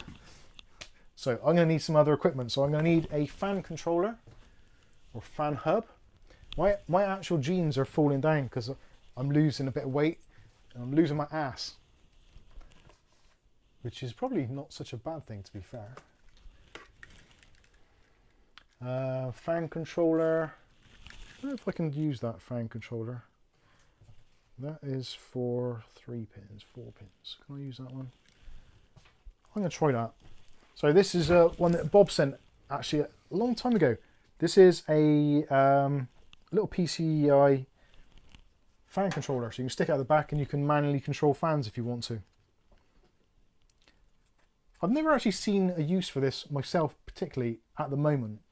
Not being disrespectful, just being honest. You can control up to 8 fans on this in 4 banks. And I'm trying to think what use case scenario could. Years ago, you'd have sold your grandma to get one of these because they were like super handy. But sorry, I got an eyebrow going in my eye, I think. Eyebrow? Long man eyebrows. Come on.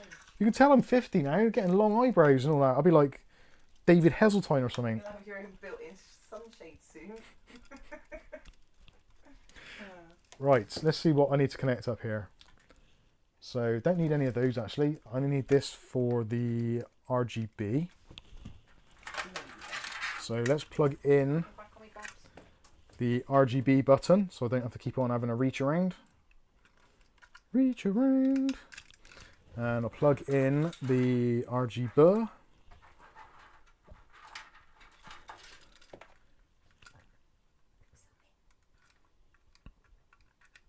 I hope at some point the 3-pin addressable RGB header actually goes away and we get something decent which doesn't have a boatload of pins and stuff on it. It's slightly annoying. Ugh. David Andrews says 50 is still a spring chicken. Don't talk about chickens, it makes me think of Easter and all those eggs. I've still got Easter eggs on top of the cupboard.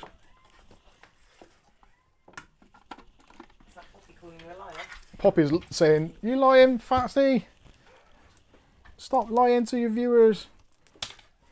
You fat git."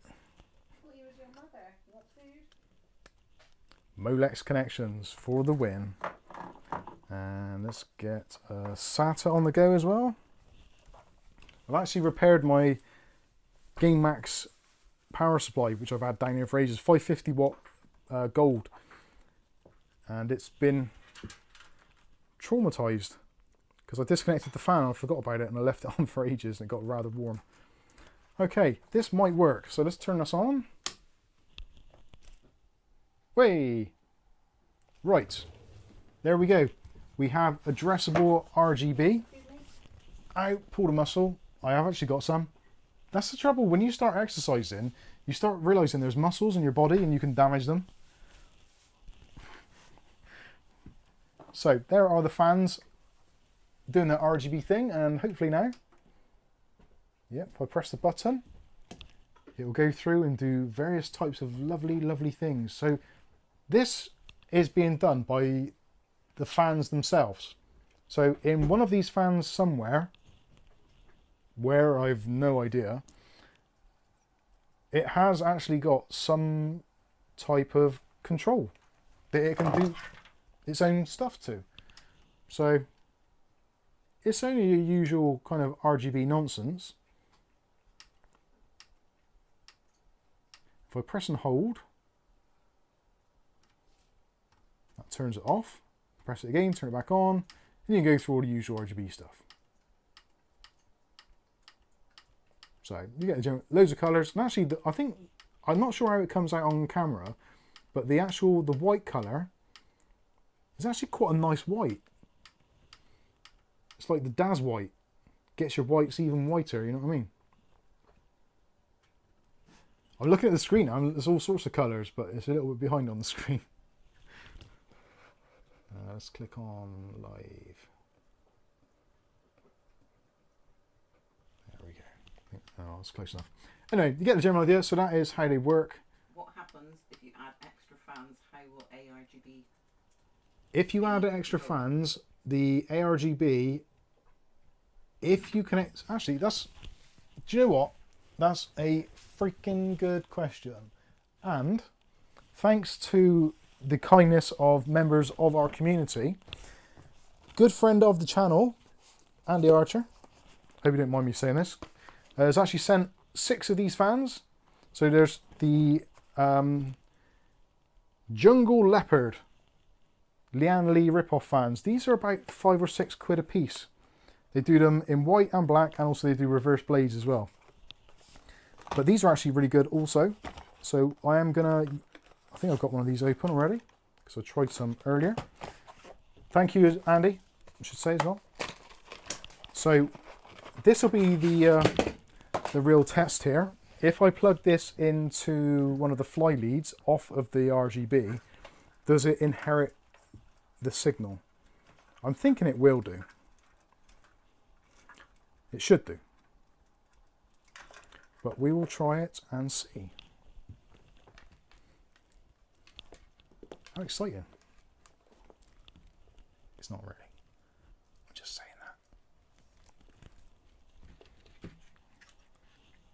that.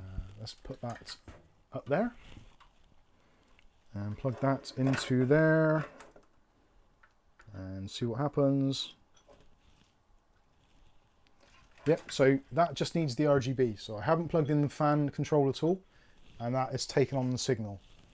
And if I press the button, yes, it carries on. So it still does distribute that RGB signal to non-standard fans, if you want to use those as well, which likely you will. Anyway, you get the idea. These are actually very cool. Got some RGB on the sides. Got some RGB on there with the old infinity mirror effect. And nice looking fans. And relatively inexpensive. I will be doing a review on these, don't worry. I think Andy did leave me a link for them as well. So I will try and post a link for them. If you like those sort of fans, those are also very good in terms of RPM. I got those down to about 500 RPM and they go up to about 1800. So nice fans and very, very quiet as well. Actually, I can demonstrate them after, can't I? You can check those out. Right, fan speeds. So I've got my little fan controller hub here. So let's see how much voltage I have to give it before they actually start doing something.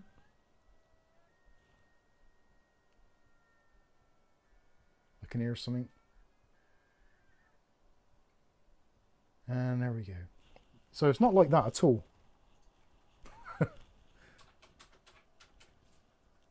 Why is that not doing... That should be faster than that. Is 7600 XT any good? Is what? 7600 XT any good? It's okay.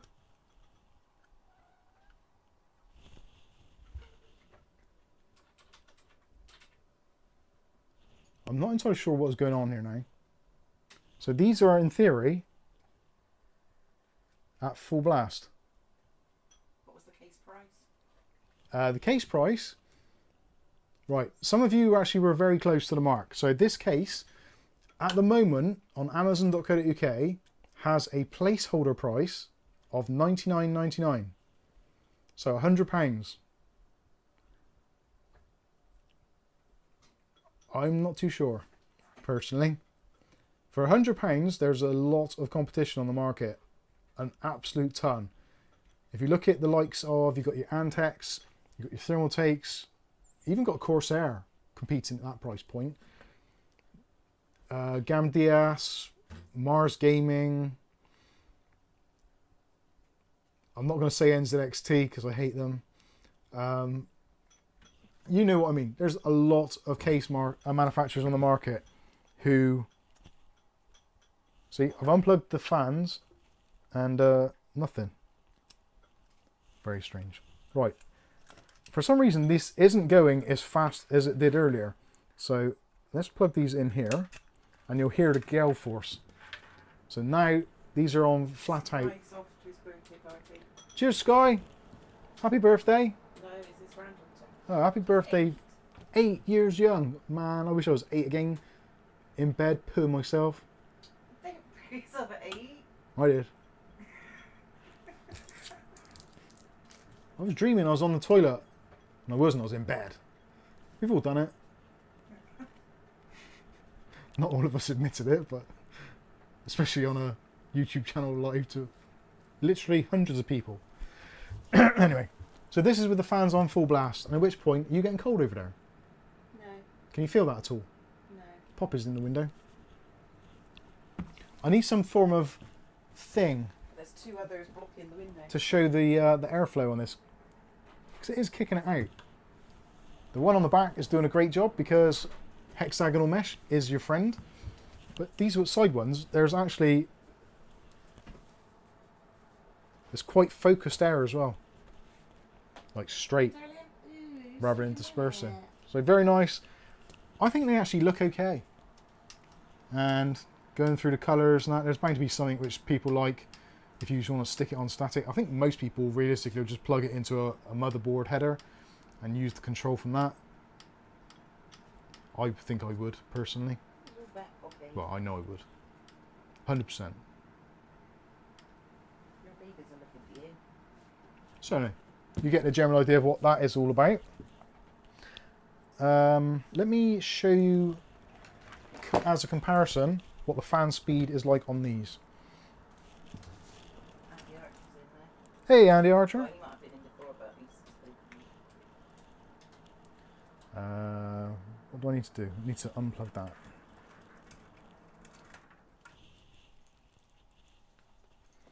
Unplug that one, and I'll plug in that one. That one. Oh my goodness, there's so many cables and things going on here.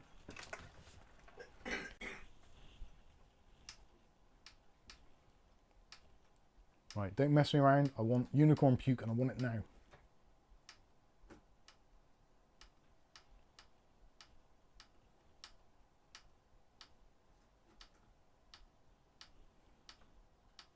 There. Yay, unicorn puke, here we go. So, nice little infinity mirror on the side, which actually is quite a good infinity mirror. Some of them are like really awful and they don't look good. This one actually has a significant amount of depth there, which is great. So, fans at the moment, very, very quiet. So that is on... Right, so they do support 0 fan speed. And just increasing it, so you can have them set very, very, very low with your PWM control. I could probably stop that by blowing on it. Yeah. Done. And what have I done to this? Oh, there we go. I think it might be a loose connection on here. I think I might have broken this. Yes, I think I have broken this.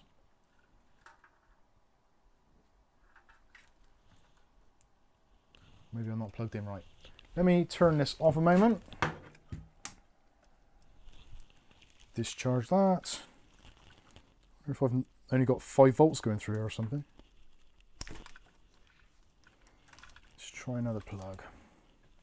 There's me saying I fixed my power supply. It was lies, all lies.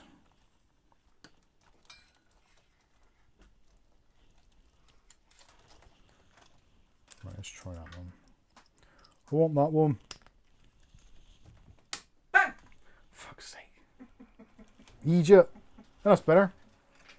Yay, that's giving out a decent amount of juice now.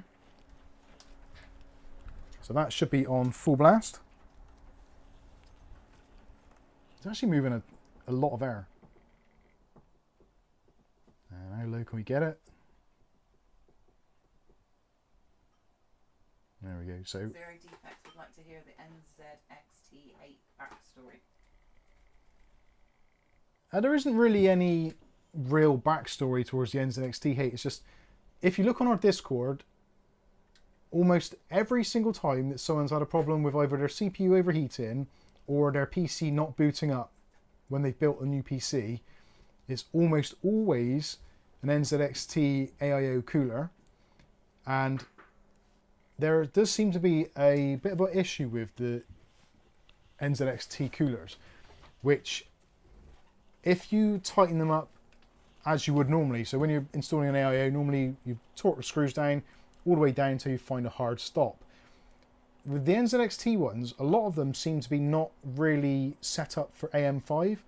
So if you do it on AM5 or some LGA sockets, it just puts too much pressure on and actually pushes the pins off of the CPU, so it won't boot.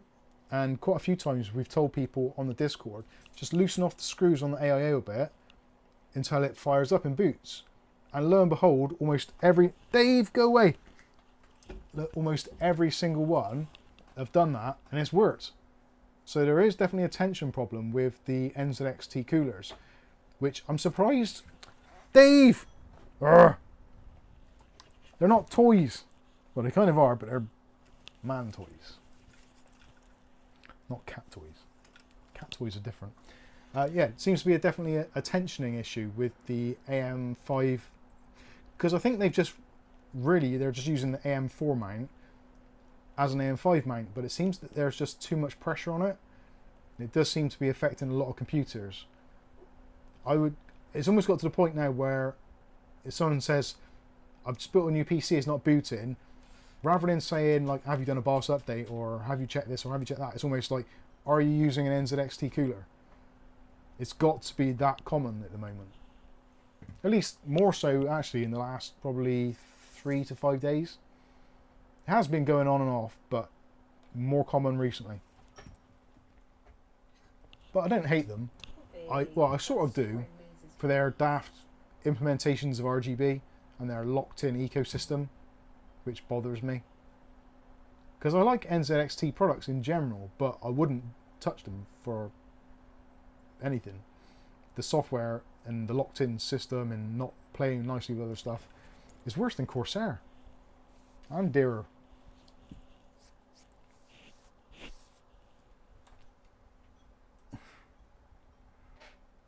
Dave needs his own channel. The Wrath of Dave. He certainly does.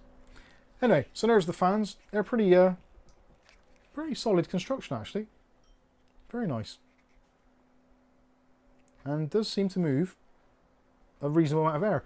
The only thing with some of these kind of Lian Li clones that is a little bit of a negative is the fact that because of all this extra lighting, they're taking up some of the precious real estate for the fan blades. So rather than being like a 120mm fan, yeah, the frame is 120mm, but the actual fan blade itself is quite restricted, rather than the ones where you can take them right up to the edge. Like if you see here, these blades go right up to the edge, so clearly they're going to move more air because it's a bigger blade, bigger number, obviously.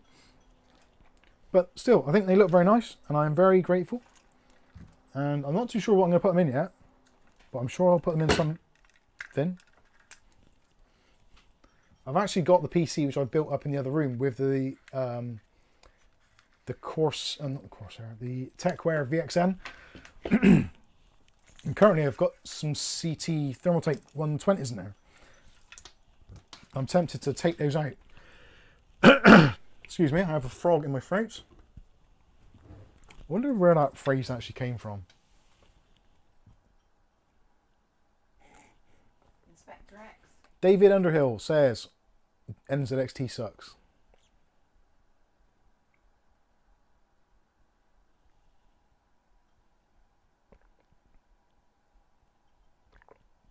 Inspector X, for a budget-friendly PC 1080p, do you think Ryzen 5500 and 6650 XT will be nice? I wouldn't go with the 5500 because that's going to be PCI Express Gen 3, I think. There was something with that processor I remember being bad. If you can, spend the money, get the 5600. Much better.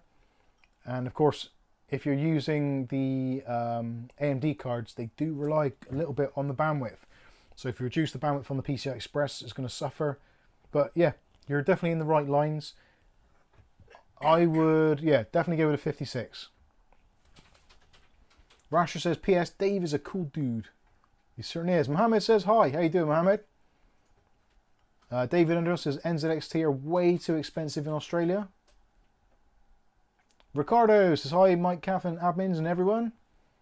Good. How you doing? Yeah, Nick Barnes says the 550, low cache, and Gen 3.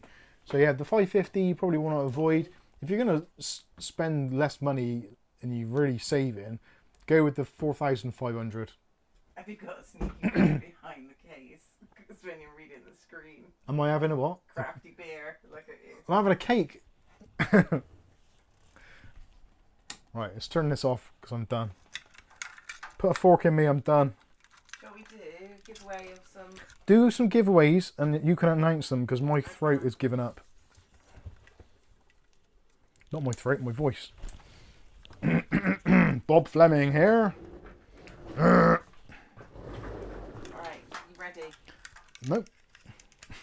Am I ever? Right, go on then. I'll pack this away while you do it. Carry on. Can't do it because I'm stood here, aren't I? All right. All right then. Go, Mr. Tiger. No, Mr. Driver. Right, we have gifted 5 Mike's Unboxing memberships to the following individuals, which is not popping up. There's definitely a delay on my screen. Was it just me? So the Ordinary Dude has been gifted membership by Mike's Unboxing Reviews now too. Also Ricardo has been gifted it. Jay Gordon also. The Big Marvelinsky and Tech Soul has also been gifted a Mike's Unboxing Reviews membership. There you go. So now you can actually watch videos a little bit earlier than other people. You know, that riff-raff, the public, the general public, ugh, the great unwashed, and all those other things that people say about them.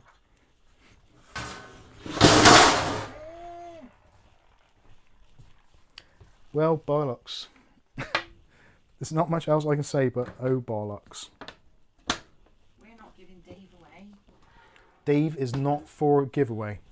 Although sometimes I would like to give him away because he's a little pain. He's not, he's cute. He is the cutest cat I've ever seen. Davey, Well, he's the cutest cat I've ever owned. Rasher has gifted 5 Mike's Unboxing Reviews and How-To memberships as well. How-Tos. How-Tos. I went a bit Irish then. Flipping hell. Thank you very much, Rasher. Much appreciated. So Joe was also gifted a membership by Rasher. Matthew Day was also gifted a membership by Rasher. Wayne Taylor was also gifted a membership.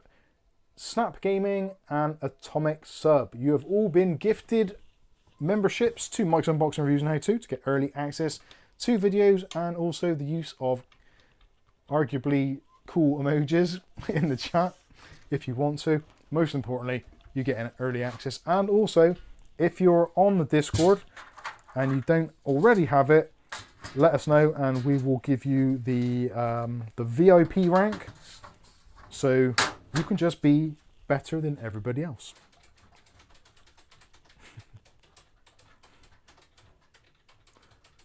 David Underhill says the great unwashed equals people that watch other YouTubers.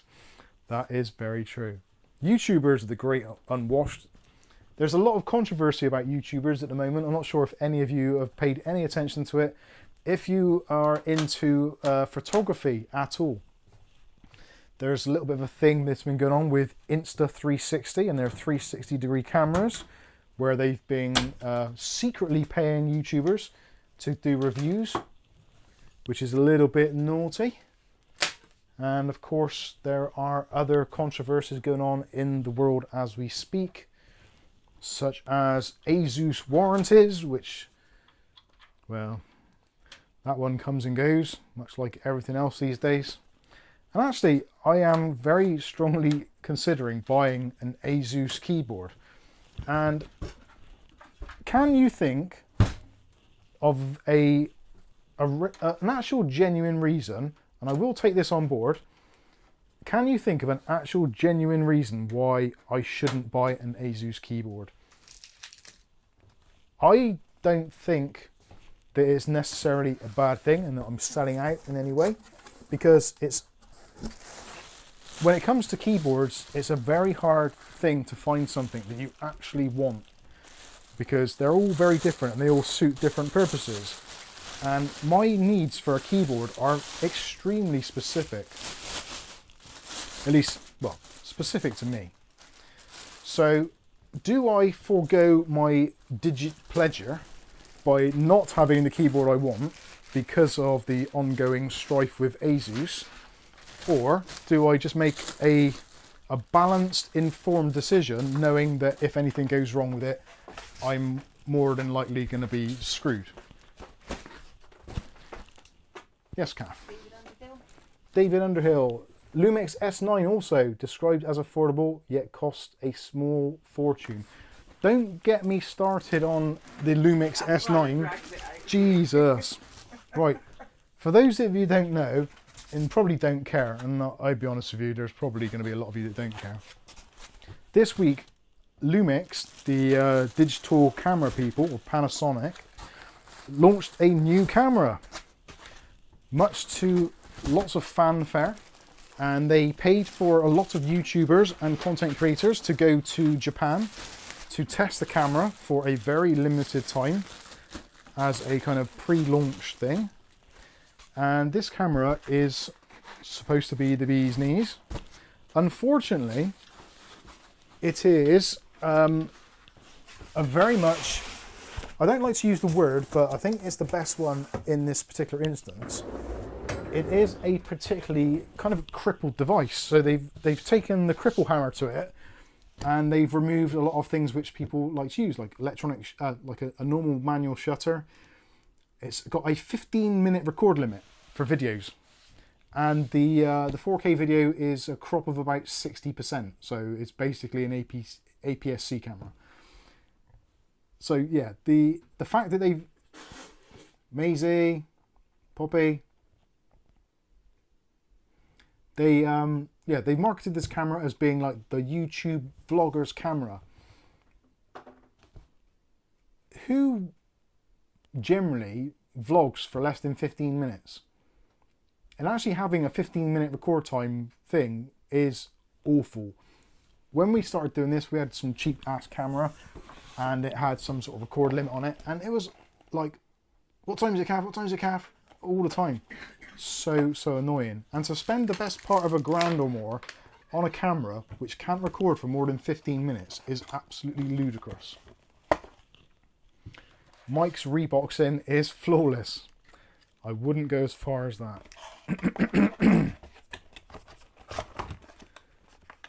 So, risk is if you get an ASUS or ARGB keyboard, having more ARGB software on the system, mixed RGB.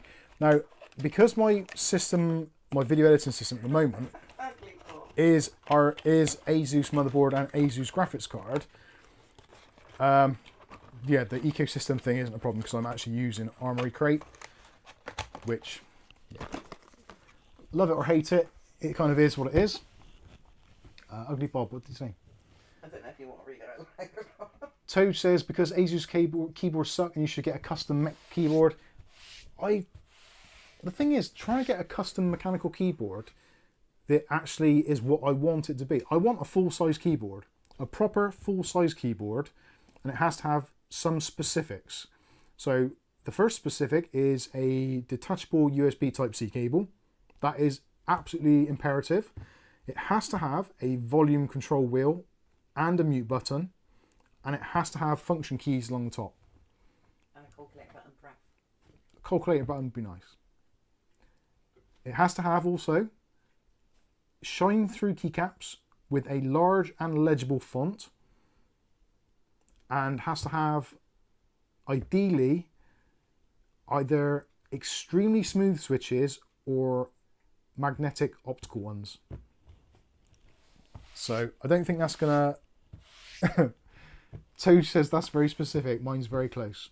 That is, I have a very, very specific need for a keyboard because I use it like 10, 12 hours a day.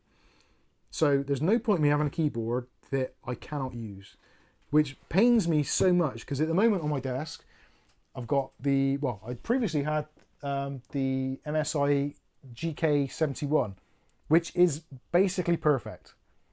The only thing which is not so perfect is it doesn't have a detachable USB Type-C cable. That's not really an issue.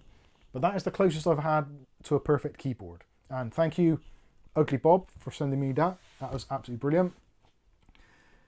Ugly Bob says, oh, you just want the moon on a stick. I do. And I'm... There, these, yeah, the reasons why I need it. Consideration that I've got to sit there listening to you clanking away for That's 12 why I hours want. a day. That's why I want a quiet keyboard. Because my keyboard that I'm using currently on my desk, I will grab because it is very sexy and very nice. Is the it's basically a Wu-Ting clan, no Wu-Ting clone. This is the Endgame Gear KB65HE. So this has got Hall effect switches. This thing is beautiful. I absolutely love it. The only thing is, no function keys, which I use a lot. No number pad, which I also use an incredible amount, especially when doing spreadsheets and stuff like that, which I do. yeah, just not having a full size, because it is a more condensed keyboard.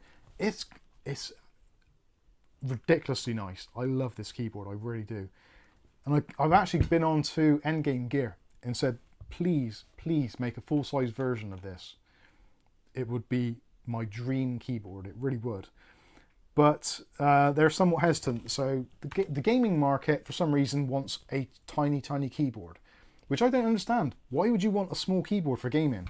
Yes, you might have a small desk, but when you're not gaming, or if, for instance, you're on our Discord and I say press delete to enter the BIOS, and you're like, but I've only got a 60% keyboard, so I don't have a delete key. Exactly. Toe says that is a nice keyboard, Mike. Amazing. This is excellent. This is a 65% because you've got the extra keys on the side. It's a little bit bigger than a 60%. But I get where you're coming from. You've got your arrow keys and you've got your delete, page up, page down. But this thing is amazing. I love it. I really do. It's got the... it's just really nice. I like using it. I really do. But unfortunately, it doesn't have the things that I need to use on a daily basis, which sucks. Mohammed, yes, it can. Very much so. So I'll show you on the screen the one which I am considering. Hopefully this will work.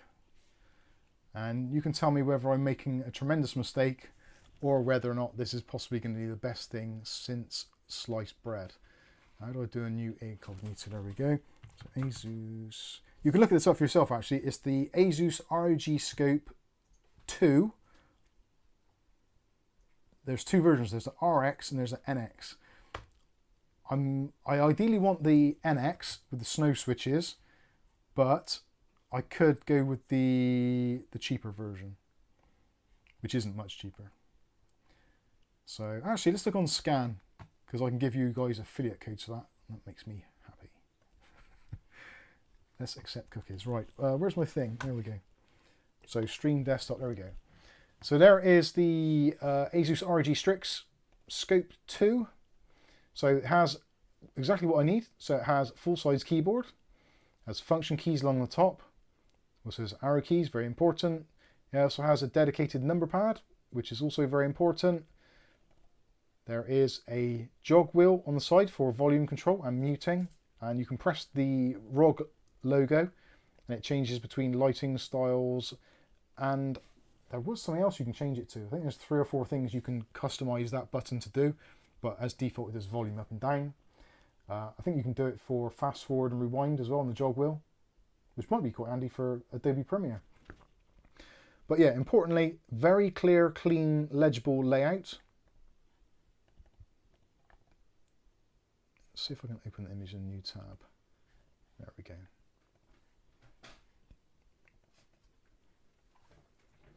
So there, hopefully you can see that now. So I think personally, I like that, and it's got the ASUS ROG font on the keys, which is quite bold, which is helpful for me.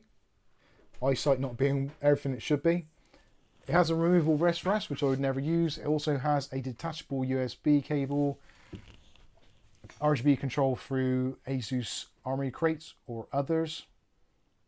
But yeah, overall very nice, and it's got its own specific switches, which were developed in conjunction with Kale and are known as the ROG Snow type switch. So yeah, I'm quite keen on that. But it's a lot of money for a keyboard, £115 as you can see there. So yeah, that's the NX Snows. So that is mechanical, but it isn't the optical one.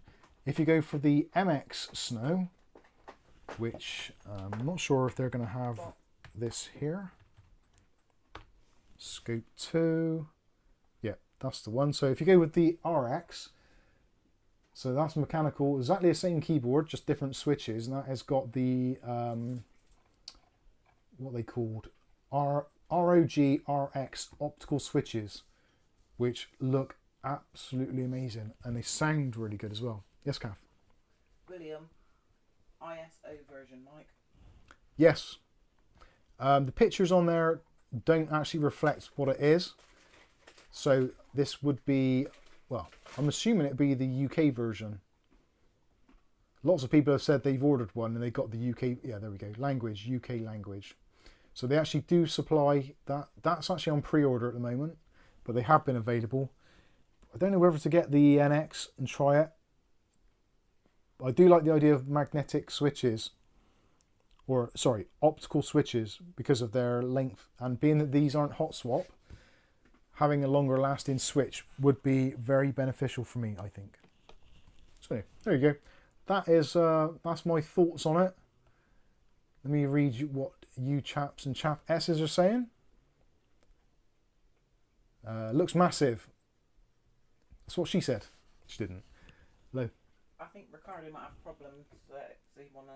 Ricardo, if you have a problem, head over to our Discord and someone will try and help you. Obviously, I'm currently at the... oh, hang on. What was his problem? Let's see if it's I'm saying. not sure, I couldn't see it. I will look back up and see. Ricardo, Russia. Right,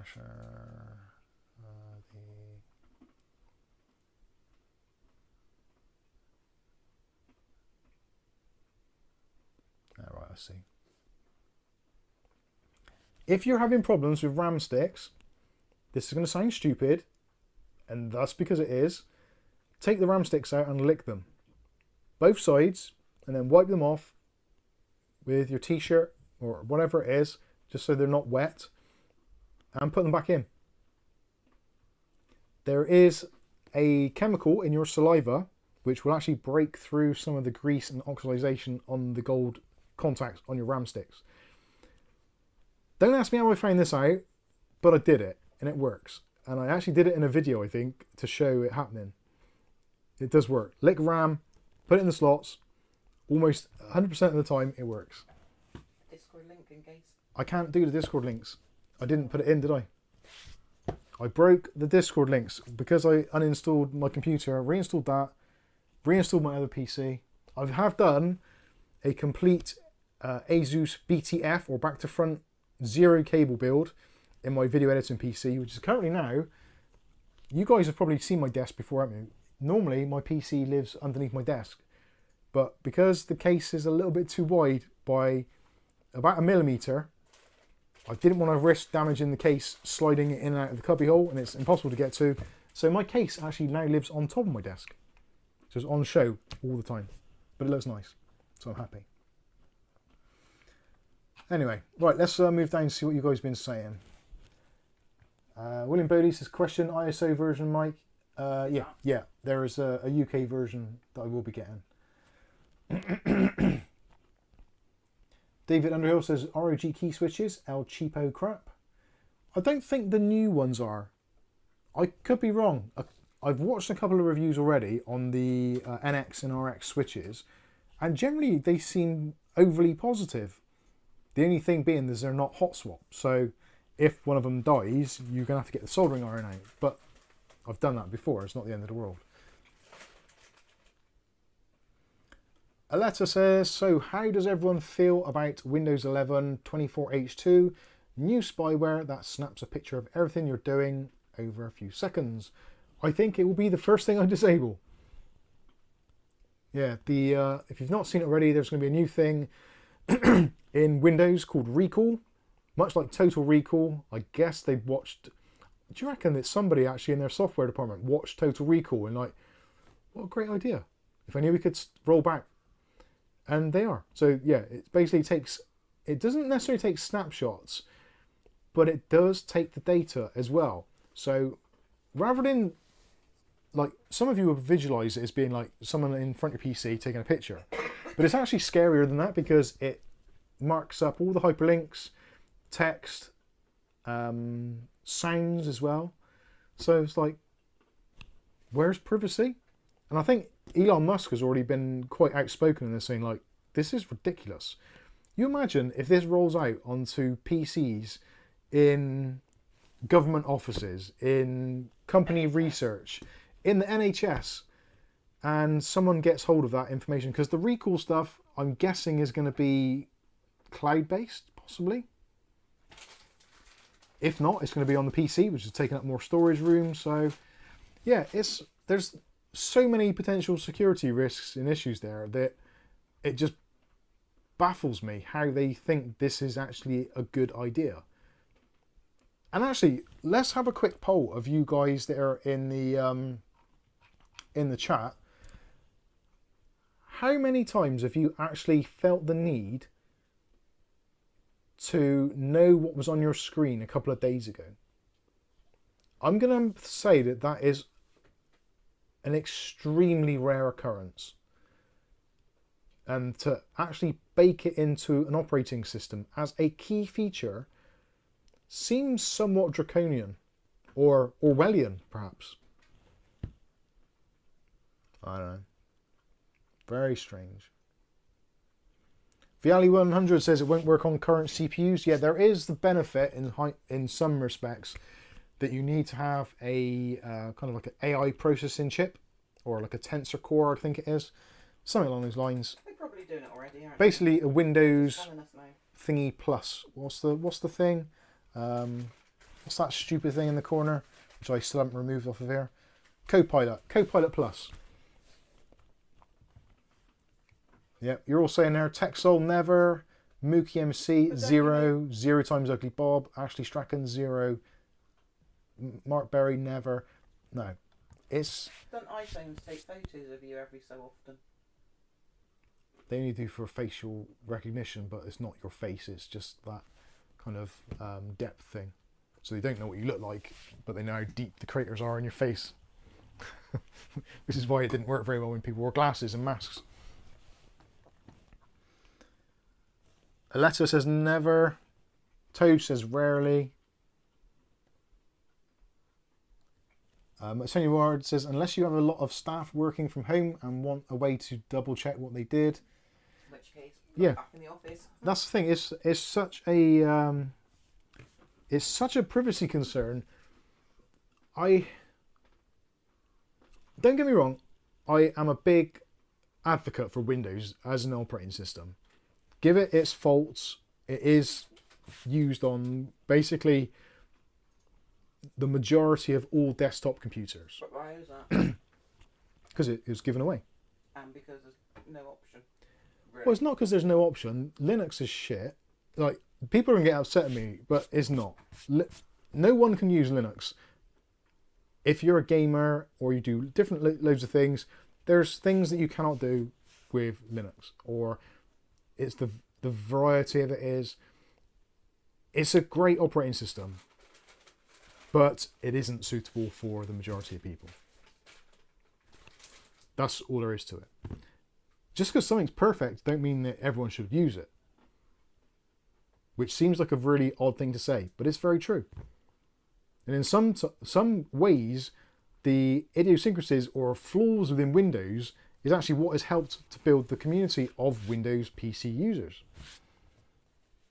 Whereas, if you have a problem with a Windows PC, more times than not, if you ask someone, you'll get a relatively polite and courteous response. Whereas if you have a problem with a Linux system, the Linux community are very, very snobby and stuffy. And I think most people who've tried to go down that route will agree. There is a very kind of a higher tier level of person who uses Linux. And they don't have time for the little people, which is why Linux won't ever grow. Sad, but that's the way it is. And don't get me wrong, there's probably some of you in the chat who use Linux and are very helpful and very considerate, but unfortunately, you're probably in the minority. The help and support for Linux as an operating system is very sketchy at best.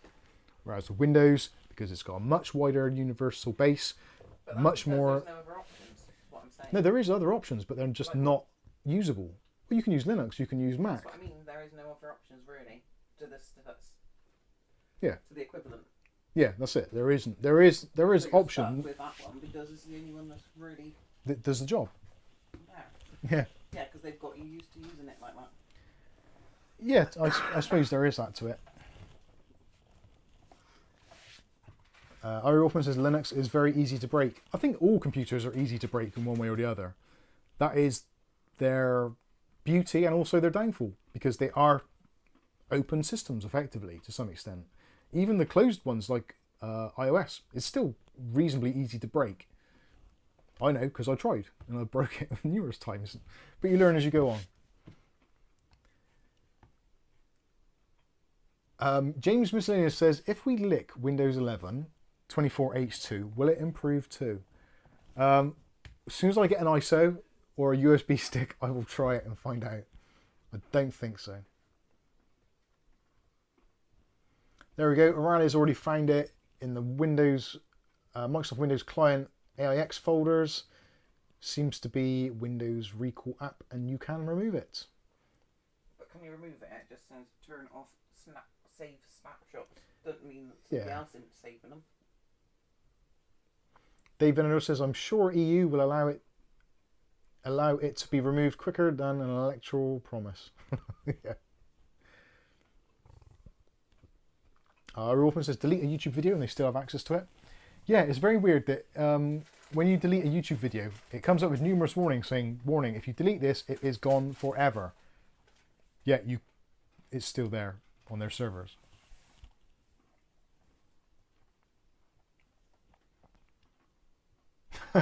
Dave Venador says, Linux is far from perfect. Do you have 200 hours for me to list the main problems? Yeah. That is the problem. Windows hasn't got to where it is because of anything other than the fact that it's a little bit easier to use. Yes, it has its bugs, it has its quirks, and for some reason they seem to be intent on adding more things to which people don't like Copilot. Don't want it. But Microsoft have invested $10 billion into AI, so it's kind of going to be there. I'm not particularly keen on the whole AI stuff, I'll be honest with you. I have no real use for it other than the best thing I've found with it so far is using Adobe Photoshop and using their AI infill or AI removal tools because it speeds up the process. But other than that, I don't have a lot of use for it. Hello, David. How are you today? Really? Do you want a biscuit? Do you want carbs? Do you want meat? Nope. Wants a screwdriver. Can't have a screwdriver. Yeah, anyway, there we go.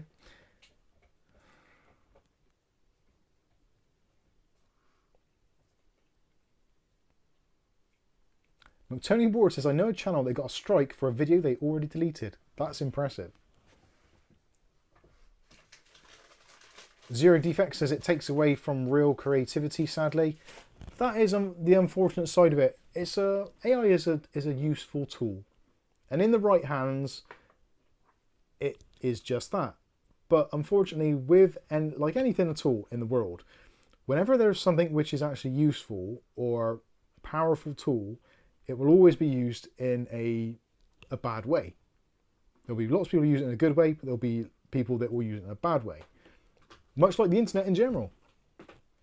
So it's sad that, yeah, that's where we are. Dave, don't play hide the mouse. You can't eat it later.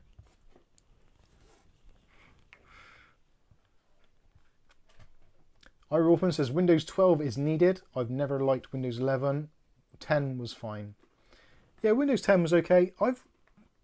Generally, Windows 11 was pretty good when it came out. But as it's aged, Dave, get off the camera, you absolute animal. Don't stand on the lens. That lens is £600. Dave, what are you doing? Get my heart rate monitor out. I'm going to start doing like woosah. Want it again? Dave has a lot of fur. He does. I swear he could donate. Get off of the ruler. Ruler. Okay, stop. You're too cute. Oh, I'll just press space.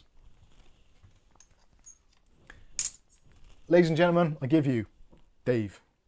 Decked out Dave, we call him. You alright, kid? Come and see your son. Hello. Hello, Dave.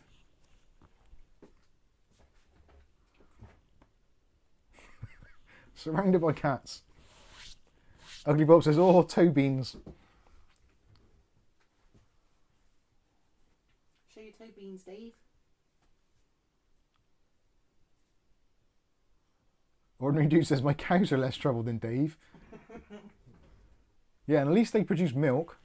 This thing just produces cute things. Take the message off the screen. Okay, I'm taking the message off the screen. There we go. Taking it off now. Is there any more of those memberships we can give away? No, not this month. They run out. Oh, that sucks. Dave's unboxing cats.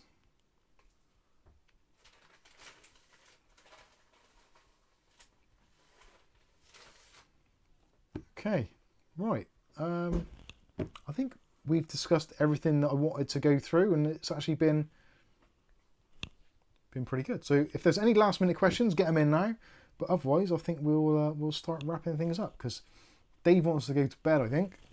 Bless his heart. And again, massive shout out to basically all of you that contribute to the channel, all of your super chats, all of your generosity, your time and your kindness. Oh, I forgot to put the straps in. Dave, are you Velcro? No, see? You're not sticky. You need to be more sticky. Oh, Ugly Bob's gifted 5 more Mike's unboxing reviews and how-to memberships. God bless you, Ugly Bob. O'Reilly says, what is Mike doing on Bank Holiday Monday? I will be doing basically the same as what I do every other day. I will be making videos and YouTube content for you. I'm playing with Dave. Well, not so much playing with Dave, just babysitting him really. Because he's a big baby, aren't you? You're a big baby. You look after Grumpy more, don't you? So David Sullivan, John David Sullivan was gifted a membership by Ugly Bob. Ashley Strachan was gifted a membership by Ugly Bob. Toge was gifted a membership by Ugly Bob. Jay Wass was gifted a membership. And Sir Larry the Cat was also gifted a membership by Ugly Bob. Thank you.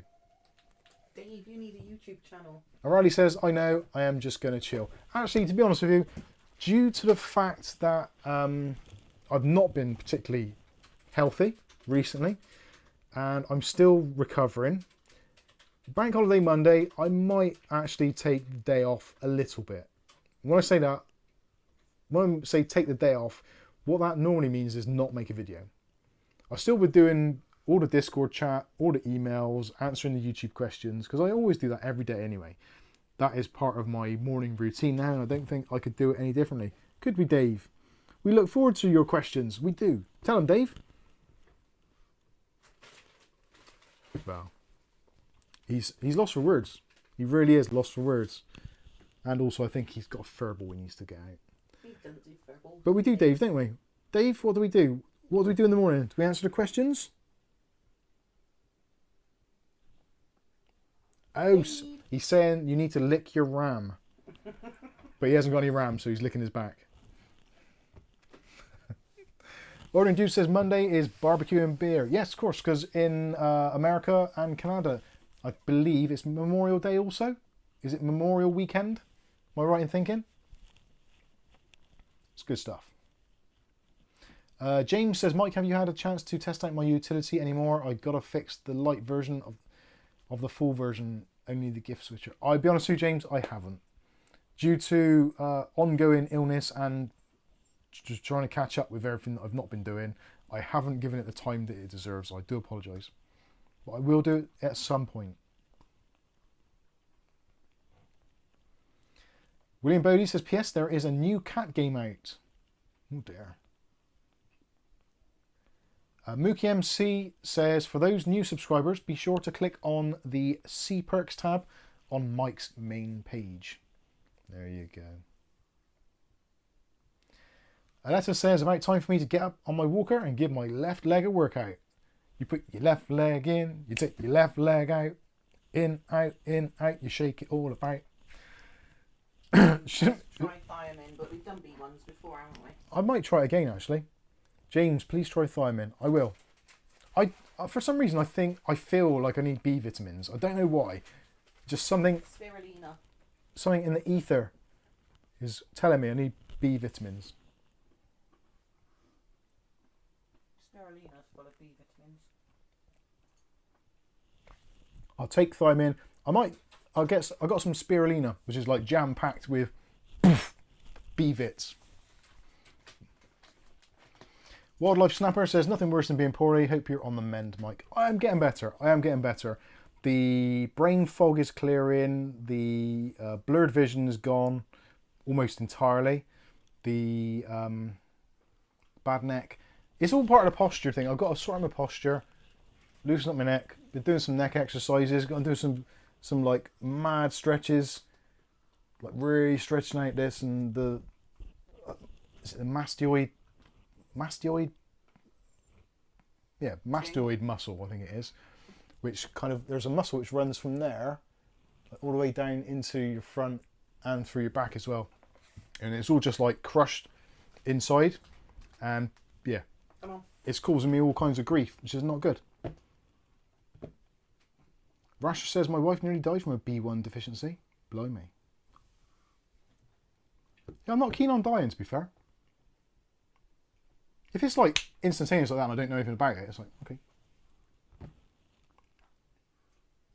Dave, you're going to eat Grumpy. Valley says haddock has B6 and B12. I haven't had haddock in years. Might get some on that. Dave, you got your tongue out.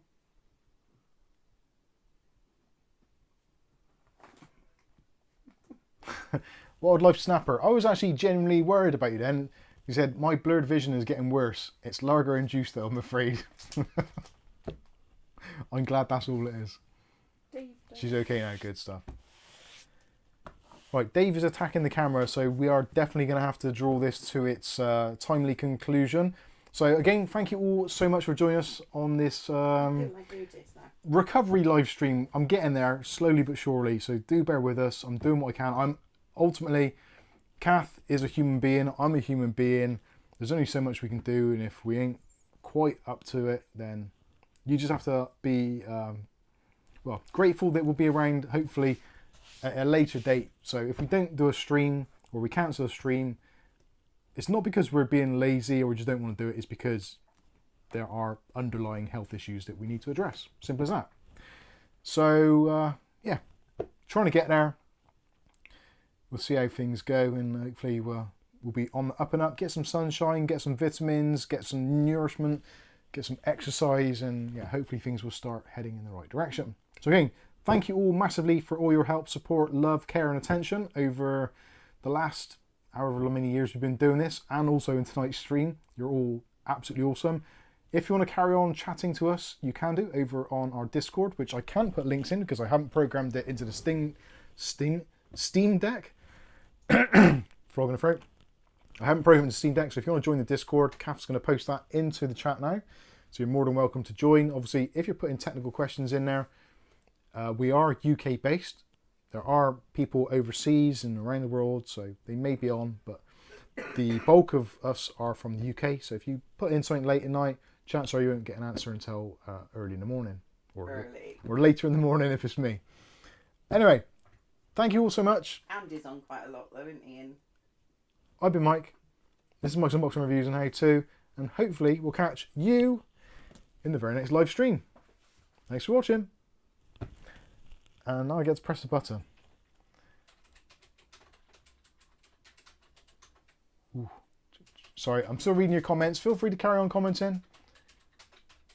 Peace and love to you all. See you later. Have a great weekend. Enjoy your bank holiday Monday, everybody who's celebrating or having a bank holiday. If you've got to work, my thoughts are with you, because I probably will anyway. Anyway, have a great weekend.